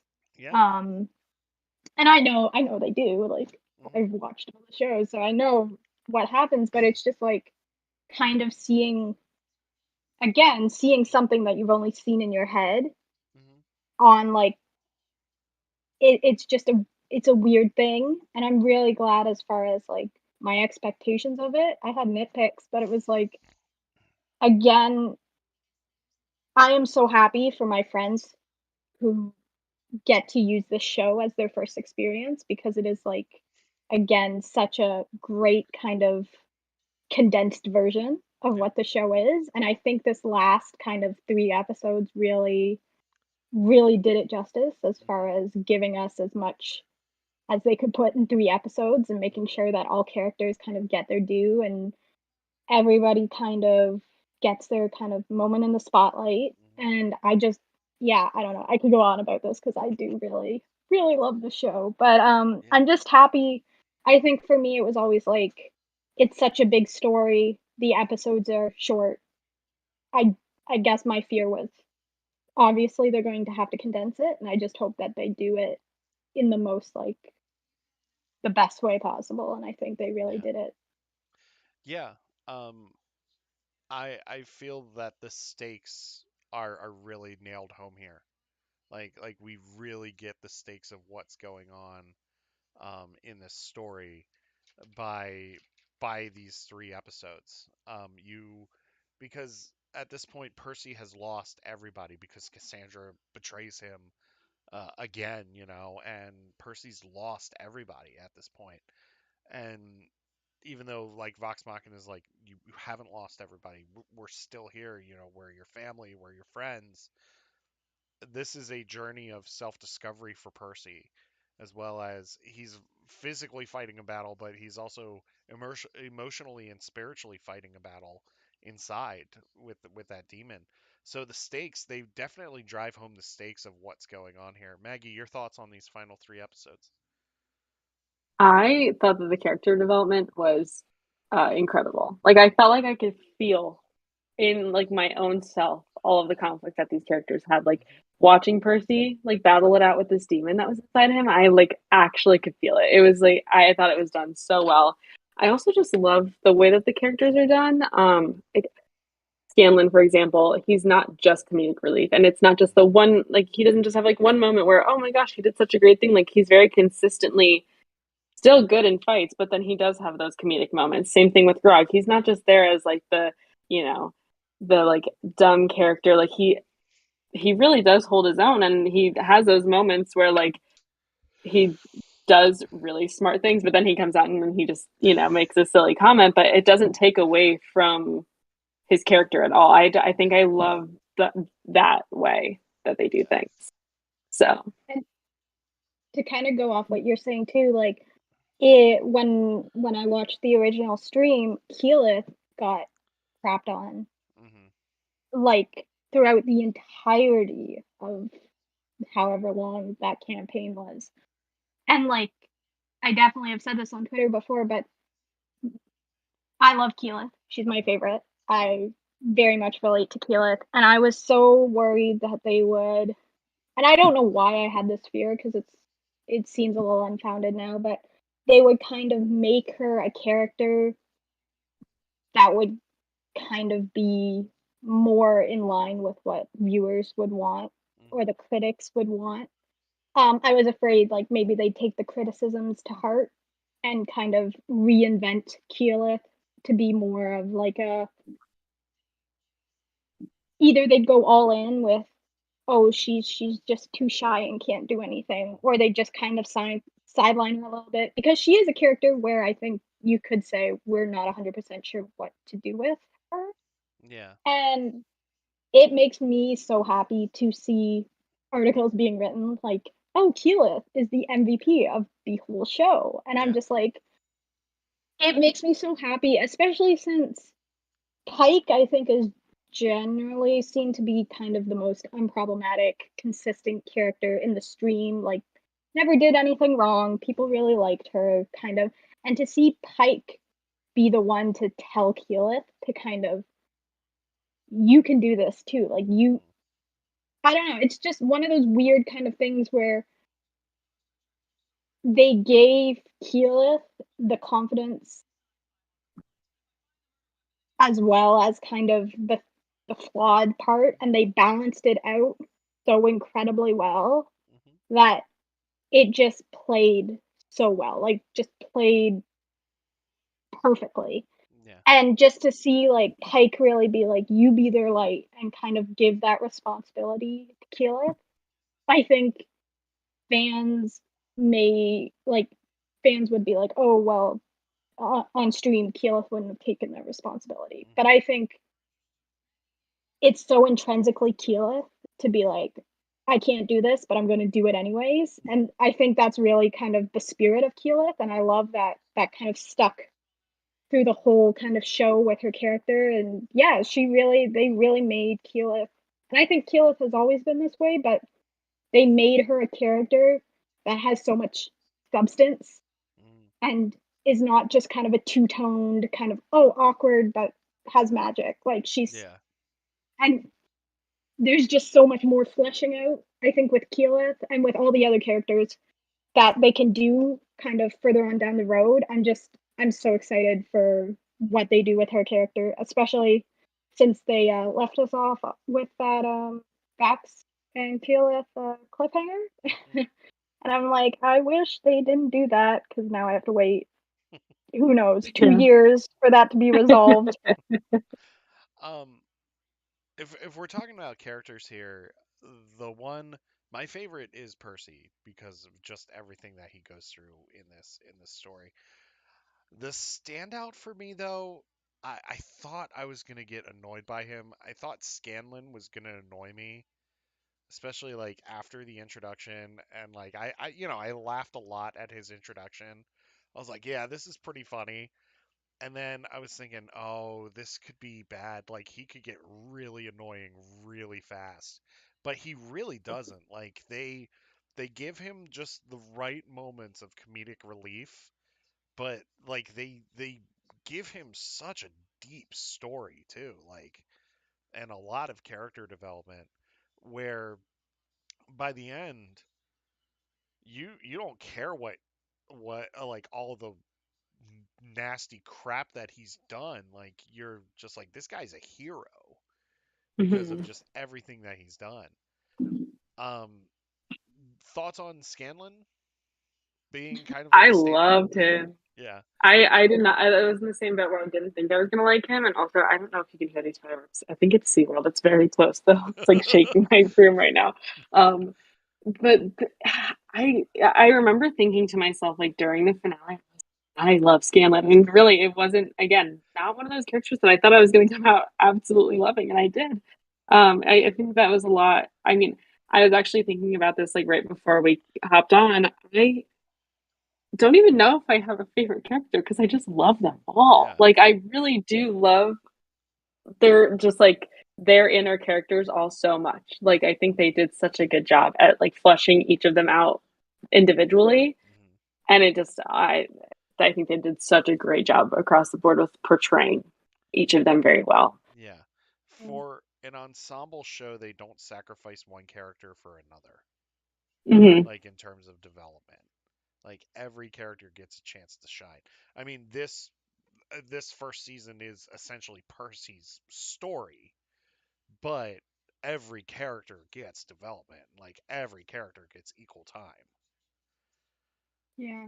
And I've kind of been interested in like the story development process of this show specifically because you've got people who literally created the backstories of these characters involved in like a very direct kind of way. Hmm. And I would love to be like, I love listening to them talk about that process because you really, I keep talking about kind of the truest versions of the characters, but you Mhm. really kind of get that. And I think you wouldn't be able to get that without the very specific and direct involvement of everybody, kind of like from the original cast. Yeah. And I think that's what makes this show so special because I think anybody could have written an ensemble fantasy piece. I think we see that a lot, lots of stuff, lots of Yeah. fantasy, but it holds its own specifically because the storytelling has always been great. And so putting this kind of improv show with professional writers just elevates it to that Yeah. next level, right? Um, and yeah, I mean, Scanlan Scanlan was always kind of a joke character to me. Like he was never my favorite. He has an interesting story that I'm not going to spoil if you haven't watched the stream, but his like backstory is very interesting, but he was never kind of my favorite character. I think the best thing about this show is like they make all the jokes hit. I Yeah. don't think on the stream because the stream is improv, it's very much a kind of hit or miss kind of thing with the jokes. Mhm. So for me, Scanlan was just kind of elevated because I did feel like all of his jokes really hit. Yeah. And obviously hindsight's 2020 there, but he was yeah. I mean, again, kind of all the characters each had their own special moments, and I Yeah. like that with an ensemble piece. Percy obviously got the spotlight, but they all kind of, especially in that last episode, really had their time to shine and kind of round off the character development that they've been working on Mhm. through the season. And yeah, I just think the collaboration between the cast and the writers just made this show Yeah. miles, miles beyond anything else that's kind of out there right now. Yeah, I think because you have to have because the cast are all the people that played this game in the first place. So of Hmm. course, they're going to have input in the writing of these characters. So, like you said, it's Yeah. nice to see this cast and these writers work together to collaborate and have these characters shine as bright as they do in this show. Because honestly, this could have been rough. Hmm. Like in terms Yeah. of character development, in terms of story, all of it. Like, I mean, they literally caught lightning in a bottle with this one. I don't think maybe it was as much the story because I think Yeah. because they've done it on stream, they Yeah. knew that they had a good story. People obviously watched for the story. I think my biggest fear was the community can be very particular with Yeah. what they want out of these kind of things, for better or for worse. I mean, Like Star Wars fans. I was yeah, just gonna they're say that. it is a lot like Star Wars in that kind of aspect, but they're very kind of they will not like they will give criticism freely. Yeah. So it's very interesting to see that outside of the community, this was so well received because I think you have kind of obviously people with very intense biases who've been watching these people play characters for 6 years. And so finally being able to see other people enjoy that as well is like it's just really interesting. And I think Yeah. we could have seen a lot of it could have been the show it was, but if people like fans didn't like it, I don't think it would have really gone as far as it did. And I think that's just a lot of kind of speaks to the brilliance of what this show is and what it's accomplished. And I'm really hoping it gets like 6 or 7 seasons because there's so much story. I'm really hoping for longer episodes next season because they could just do so much with like Yeah. I know it's a Hmm. lot to ask, but like an hour episode a week or something like that and give us I like feel 12 like hours. with how well received it was, I could see it happening. Yeah. Yeah. Because they probably did go with the shorter because they didn't know. They didn't know Yeah. how it was going to do. Was it only Yeah. going to hit with fans? Was it not going to hit with fans at Yeah. all? They didn't know how widespread it was going to be, and I think it did really well, like you said, outside of the community as well. Mhm. It definitely gives it a leverage to be expanded on a lot more in production Mhm. and everything. So that's really exciting. I Well, think I do know the go ahead. first two episodes they kickstarted to be Yes, They did do 30-minute shorter. episodes, Yeah. right? So I think that kind of started the 30-minute trend. Hmm. But yeah, man, it's just so satisfying to, as a fan, be watching this and being like, I was there 6 years ago when this was just voices to video, and now that's it's a real TV show.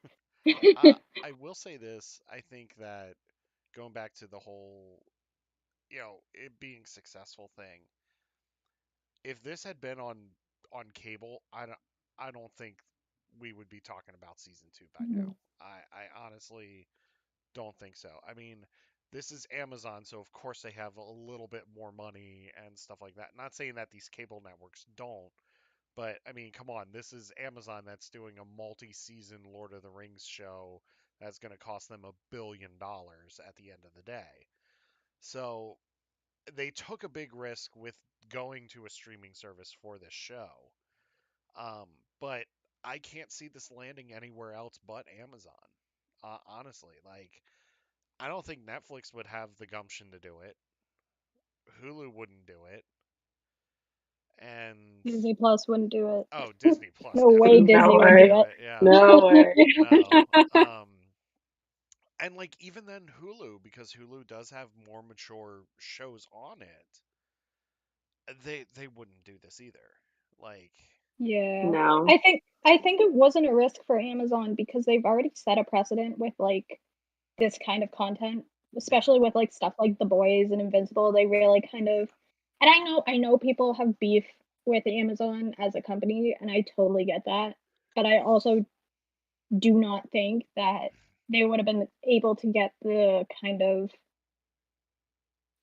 R-rated side of it if they yeah, had gone anywhere else, because I really don't think animation is something that Netflix is really kind of pushing too hard right now, and everywhere else is kind of just like Amazon also is like kind of Hulu doesn't offer things internationally. Like no, as a Canadian, I don't get Hulu, I don't believe. So it was like logistically, I can understand why Amazon is the choice, and it's kind of nice that they don't drop episodes at 3 a.m. Eastern time. yeah. Like a certain company we all know and love, Oh, yeah. Disney. You mean Michelle and the Oh Mouse? boy. I know that all too well. Yeah, Oh man. yeah. The But the night owl over here. Yeah. It's like the middle of my day right now. Yeah, yeah. You're about to eat lunch soon, aren't you? Yeah, I mean, I was up till 6 last night, so it's Yeah. we're oh about my halfway through god. the day. Um, I but oh, but yeah, also like for the international, yeah, the international distribution's huge for this too because yes, Netflix is international, but Netflix is more about just trying to make movies right now just to get in, I want to say, the awards space. That's Hmm. what Netflix is trying to do. Amazon's trying to do it too, but not as much as Netflix, I think. Yeah. Um, And yeah. Netflix keeps canceling all their shows after they like they do. no seasons, and Yeah. they're ones that are doing very well. So that also is would not be, Yeah. because And they honestly probably would have canceled it because they just don't make many like very yeah. smart moves Um, business wise. Yeah. and I will So, say this, going back to your point about the cancellations, all of Amazon's shows have legs for days. hmm. Yeah. Except for like a couple of them. A couple of them like they canceled after like maybe one or two seasons, but most of their shows they've kept them going. Like Bosch Yeah. ran 7 seasons. Hmm. Um, Mrs. Maisel's gonna run 5 at the end of it. The Mm. Boys, that's no Keeps end in going. sight right now because we're about to get season 3 in June and spin-off in a couple of days here in March, the animated spin-off. Lord of And a the live action spin-off. Yeah, and Lord of the Rings we know is going to go at That's least gonna be 5 wild. seasons. Um, I think what did they say about? Oh, Jack Ryan just got 2 more seasons too. Reacher's been greenlit for season 2 as well. So I mean, you've got Amazon has shown that they can carry a show for a very long time. The Hmm. Expanse ran what, 6 seasons? Yeah. Think so. Yeah, The Expanse has gone 6 seasons, and that's based on books. Hmm. Hmm. So, I mean, it shows you how invested they are into making this happen, especially with this show. But yeah, they've got another hit on their hands. They're going to be fine for a number of years. Plus, they opened Oh up yeah. a store based on Vox Machina on Yeah. Amazon.com. Yeah. Every time I log on now, maybe it's because I looked at that sweatshirt, but every time I log on, it's right there. Yeah. Yeah. And like McFarlane Toys is getting in on the Vox Machina thing now. Like they're gonna release a series of action figures based on these characters from this first season. Uh, Sideshow has figures too, I believe. yeah, Sideshow's gonna be releasing figures, and like, I'm sorry, but the Pull My Beads of Love sweatshirt is calling my name at some I point. know. Keeps ending up in my cart and then just getting removed. Yeah, One day it's just gonna make it all the way through. one day I want to see you on this show wearing that sweatshirt. Okay, That's it'll all I'm happen. gonna I'll say. make it happen. I think I might go for the pop socket instead of the sweatshirt. Just a Yes. little more I'm just subtle. gonna put it on my wish list, and that's gonna be the only thing on my wish list. And I'm just gonna keep posting it every day on social media until someone buys it for me. I like the pop socket idea too. Like just put it on the back of your phone. That way, like God, I wish I had this thing now for when I go see my parents this week. Just like pull it up like while they're talking Amazon about. Prime, Yeah, it'll be exactly. there. It'll be Ex- there by next week. I mean, I could get it shipped to their house too. And like, just to kind of bring it back to the distribution side of Yeah. things, I've always found it interesting. While I understand to a certain extent, um, I'm big into film distribution. I went to Hmm. school for business of film, so. But it's very interesting to me, kind of how hard to sell the show was. Yeah. Apparently, from what I've been reading, you would think with the crowdfunding, the built-in fan base, the fact that you could run so many seasons and then do a second show for the Mighty Nine. Like, there's so Yeah. much potential. And I say this as a fan, so I've obviously got high bias, but even from a business side of things, so much potential with the company to be doing these large scope kind of. I read they're in the pre-production stages of a video game for Yeah. Vox Machina. Yep. Um, it's just crazy to me that they shopped it around and got no bites, or that it was you need to change the content because they've been doing this graphic content for years and it's Yeah. been paying the bills for them.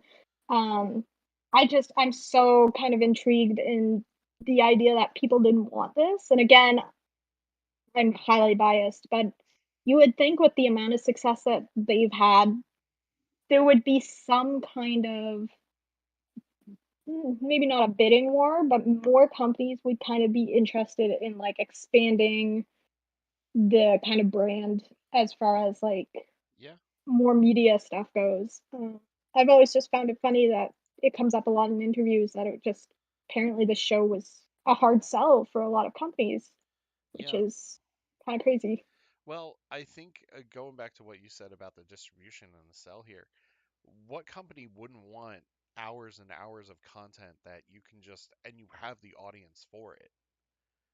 Like Hmm. if I'm hell, even if I'm HBO, I'm gonna want to, I'm chomping at the bit to get this thing because essentially I'm looking for the next Game of Thrones here without it being Game of Thrones. Yeah. And you mean to tell me I have an adult animated fantasy show that can bring in people that like comedy, people that like action, adventure, some horror fans too? I can bring them into this. I mean, I would have chomped at the bit if I was HBO, but Amazon just, you know, I give them kudos for doing it. Hmm. It sucks that they shopped this around for as long as they did because they didn't need to. They really didn't need to. Yeah. Yeah, I get it. yeah, At the same time I get it because somebody saying, "Hey, I have a Dungeons and Dragons show. I want to animate to like a budget of I don't know how many millions of dollars is what it yeah, cost." I get that's like if you're not in it, it's weird. It's a weird pitch. But then when you look at the demographics and you look at kind of the retention rates and kind of the views, there is I think the Vox Machina campaign I read this somewhere, has enough hours to last like 13 seasons or Yeah, 15 seasons of regular television or something like that. yeah, That's And it's crazy. just sitting there like on a platter. yeah, Just animate it. All you have to yeah, do is, and all you have to do, but yeah, just animate it. And like, obviously they want to promote it and market it, but I felt like Amazon did the bare minimum when it came to really yeah. pushing this show. I get it. They didn't do like a national real. They didn't really do a national or international ad campaign. There wasn't anything in magazine. Like it was very kind Yeah, of subdued for an Amazon show, and yeah, it still exceeded expectations. So yeah. it's kind of like interesting to see how that works, and I'm very interested to see how the promotional stuff works for season 2 as far as what they're gonna do with that, and Oh yeah. yeah. I mean, and if I'm Amazon, I'm marketing the hell out of season two right now. Like I would be teasing the hell out of season two. Hmm. Yeah. I hope they get more celebrity guests because I'm sorry, David Tennant not going out of accent at all to voice that dragon may have been the funniest thing I've Oh, ever seen in an so great. animated TV show. I was like, surely he's not going to stick with the Scottish accent. Surely he's going to No, go into like a posh Benedict Cumberbatch dragon accent. No, that no, man please. stayed. That man stayed in oh, Scottish. I'm a Full Scottish dragon. Oh, Scottish I'm brogue. sorry. That's offensive to Uh, an entire nation. I'm so it sorry, but was like I that cracked me up. I'm like, oh my god. it, it was really funny because he goes full Scottish brogue as the dragon with just a deeper voice. That's it. That's it. Hmm. Yeah, I know. I was like, because I think when Matt voices dragons, he like very much kind of altered tone. But Yeah. I kind of hope that all the dragons all sound the same and they're all voiced by David Tennant. That would be That's all amazing. I want. Like all All I those want is the entire Chroma Conclave just all thick yeah. Scottish. Just just all the dragons that showed up at the end of season one, they get there in season two and they all have Scottish accents. That would be just fantastic. Oh, Lana. Oh, Yeah. Um we're oh getting to the man. end of things here. I'm sorry if it seems like we rushed through all 12 episodes, but I just wanted to get like the spoiler gist of everything that was going on with these episodes. Um it would be better if we could do week by week, but then again, we just spent 7 weeks doing Book of Boba Fett. Yeah. and, and this, I was like, yeah, I could do a weekly thing, and like my wife was like, no, don't do another weekly podcast about this. I was like, yeah, you're right, I shouldn't. Um, Lord of the Rings, maybe, uh, but I mean, I can't say enough about the show. Like I've been recommending it to everybody that I know that loves fantasy that just does not know about this. I'm like, dude, you've got to watch this. Like Same. it's ridiculous and it's amazing at the same time.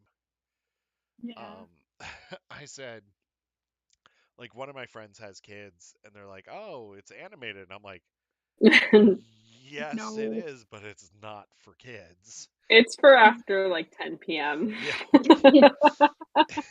it remi- it reminds me of like, did you ever watch Young Justice, the DC Oh yeah, yeah, yeah. show? Hmm. It was like Teen Titans After Dark animated style, essentially, Mhm. while still like being childish. This is like way beyond that.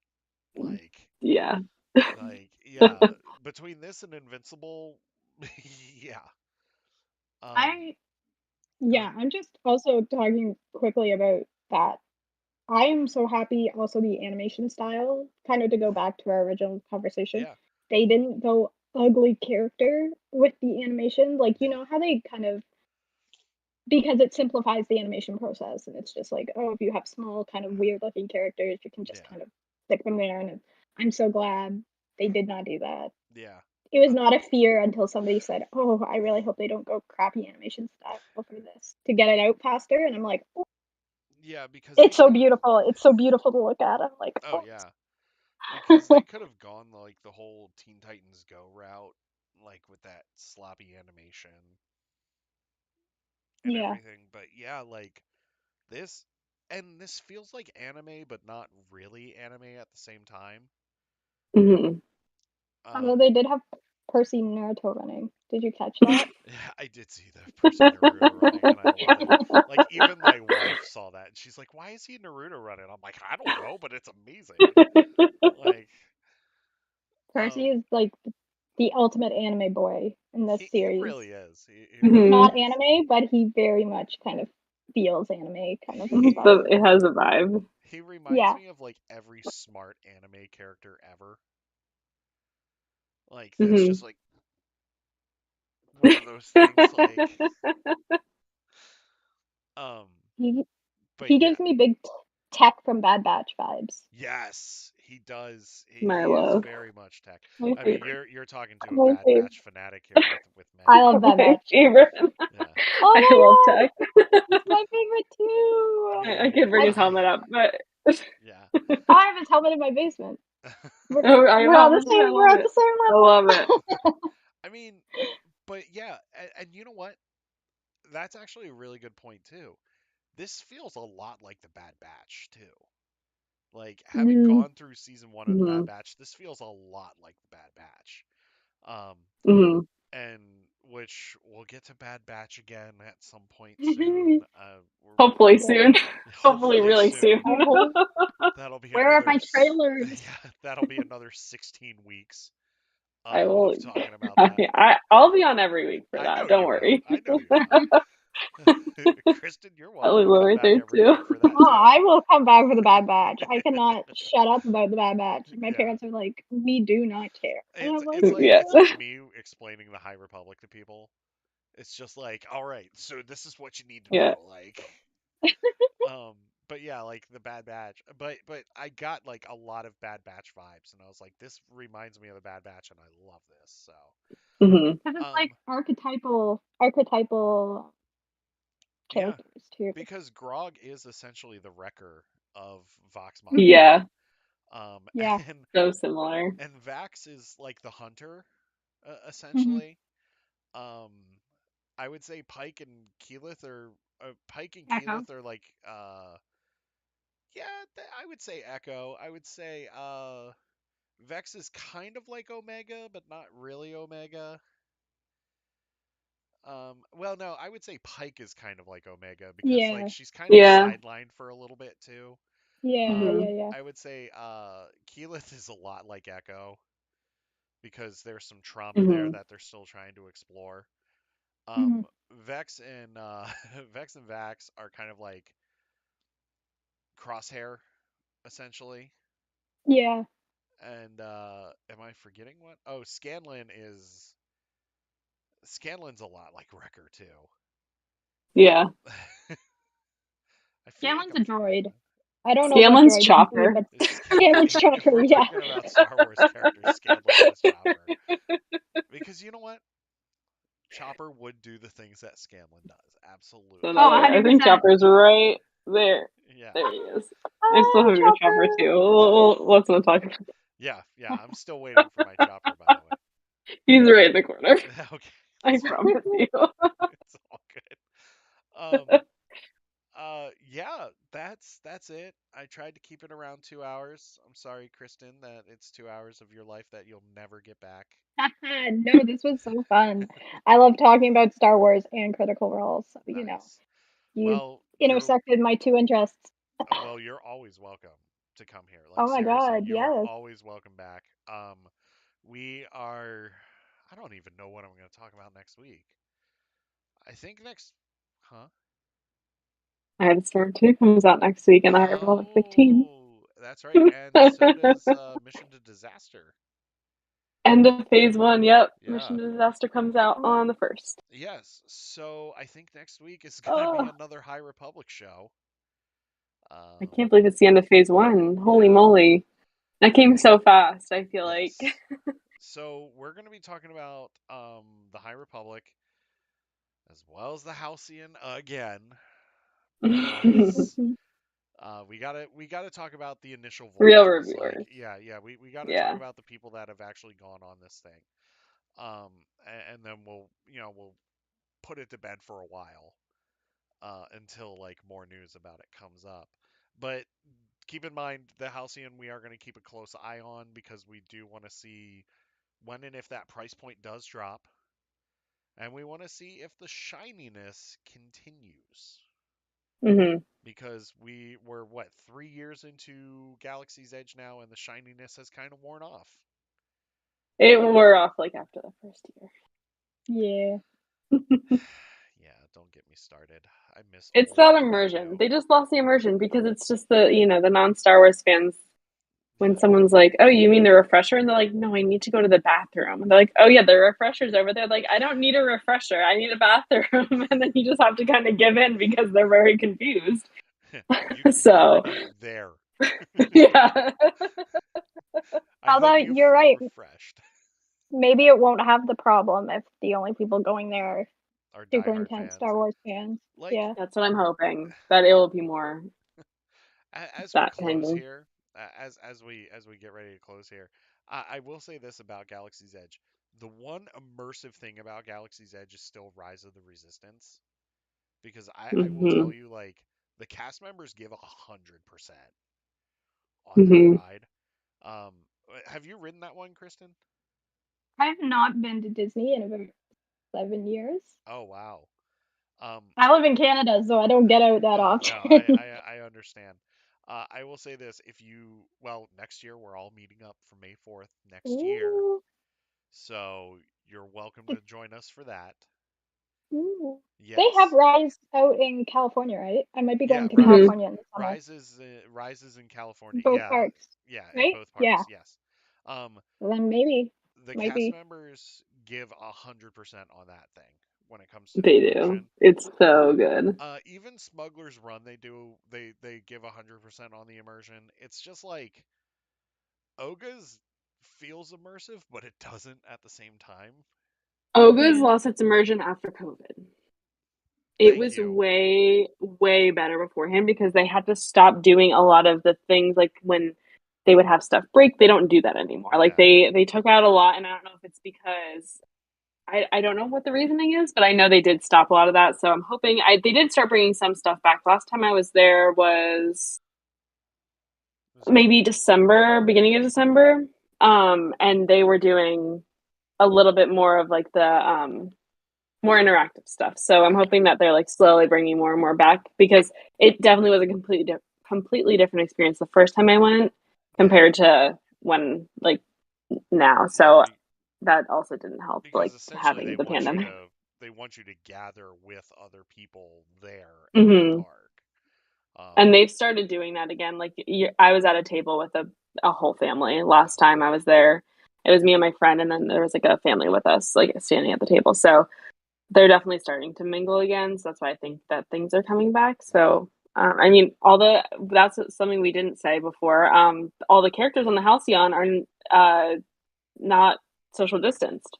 No, I mean they're in your When if face. you're talking to Ray, you're talking to Ray like you're not standing behind a rope like all the rest of the characters at Disney. So Yeah.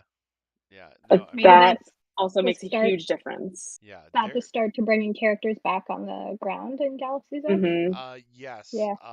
Vi is In starting to walk Disneyland, yeah, in Disneyland, they've got the R2 unit running around now. Chewie's which I'm been so seen around the jealous. Falcon. Ray's been seen Vi is around the by the Falcon. Falcon. And Vi's been going through the park a lot more too. Hmm. Um, Oh, yeah, they're about to start at Disney World, I believe. They're about to start doing that too. Yeah, Um, they're always in front of the Falcon, but honestly, they never really walked through the park much. There's just way too many people, yeah, comparatively. So that's why they never really had as much walking around that they did. But they definitely are in front of the Falcon, and they called us up pretty close. I mean, we were there, all dressed up. I was as Hera, and Ray was asking me about Chopper, and if he was giving me a hard time. And it was the best. I think like aw. they're definitely like the interactions are getting much much better again. yeah, Now that it's not like Aw. you're screaming up to a balcony like Romeo and yeah. Juliet to Ray. Right. Yeah. Um, yeah, I mean, I could talk Disney all night, but I do have to go to bed here shortly because I got to be up at 3 a.m. for 4:30 a.m. shift. Phew. Well, I'll be up still, so Oh, I know. I plan on talking to you. Um, Anyway, that is it for tonight. Once again, I want to thank Kristen. I want to thank Maggie for joining me. It was a lot of fun to talk Star Cruiser and Vox Machina. Lavender, thank you for joining me as well to talk Star Cruiser. I hope that you started watching Critical Role tonight. If not, it's okay. Hopefully, you will soon. That is it. We will see you guys tomorrow night for our RPG show. Oh man, I can't wait for this thing. I can't wait. Um anyway, that's it for tonight. May the force be with you. May you always fight for light and life. And remember at the end of the day, we are all the Republic. Have a good week. Well, have a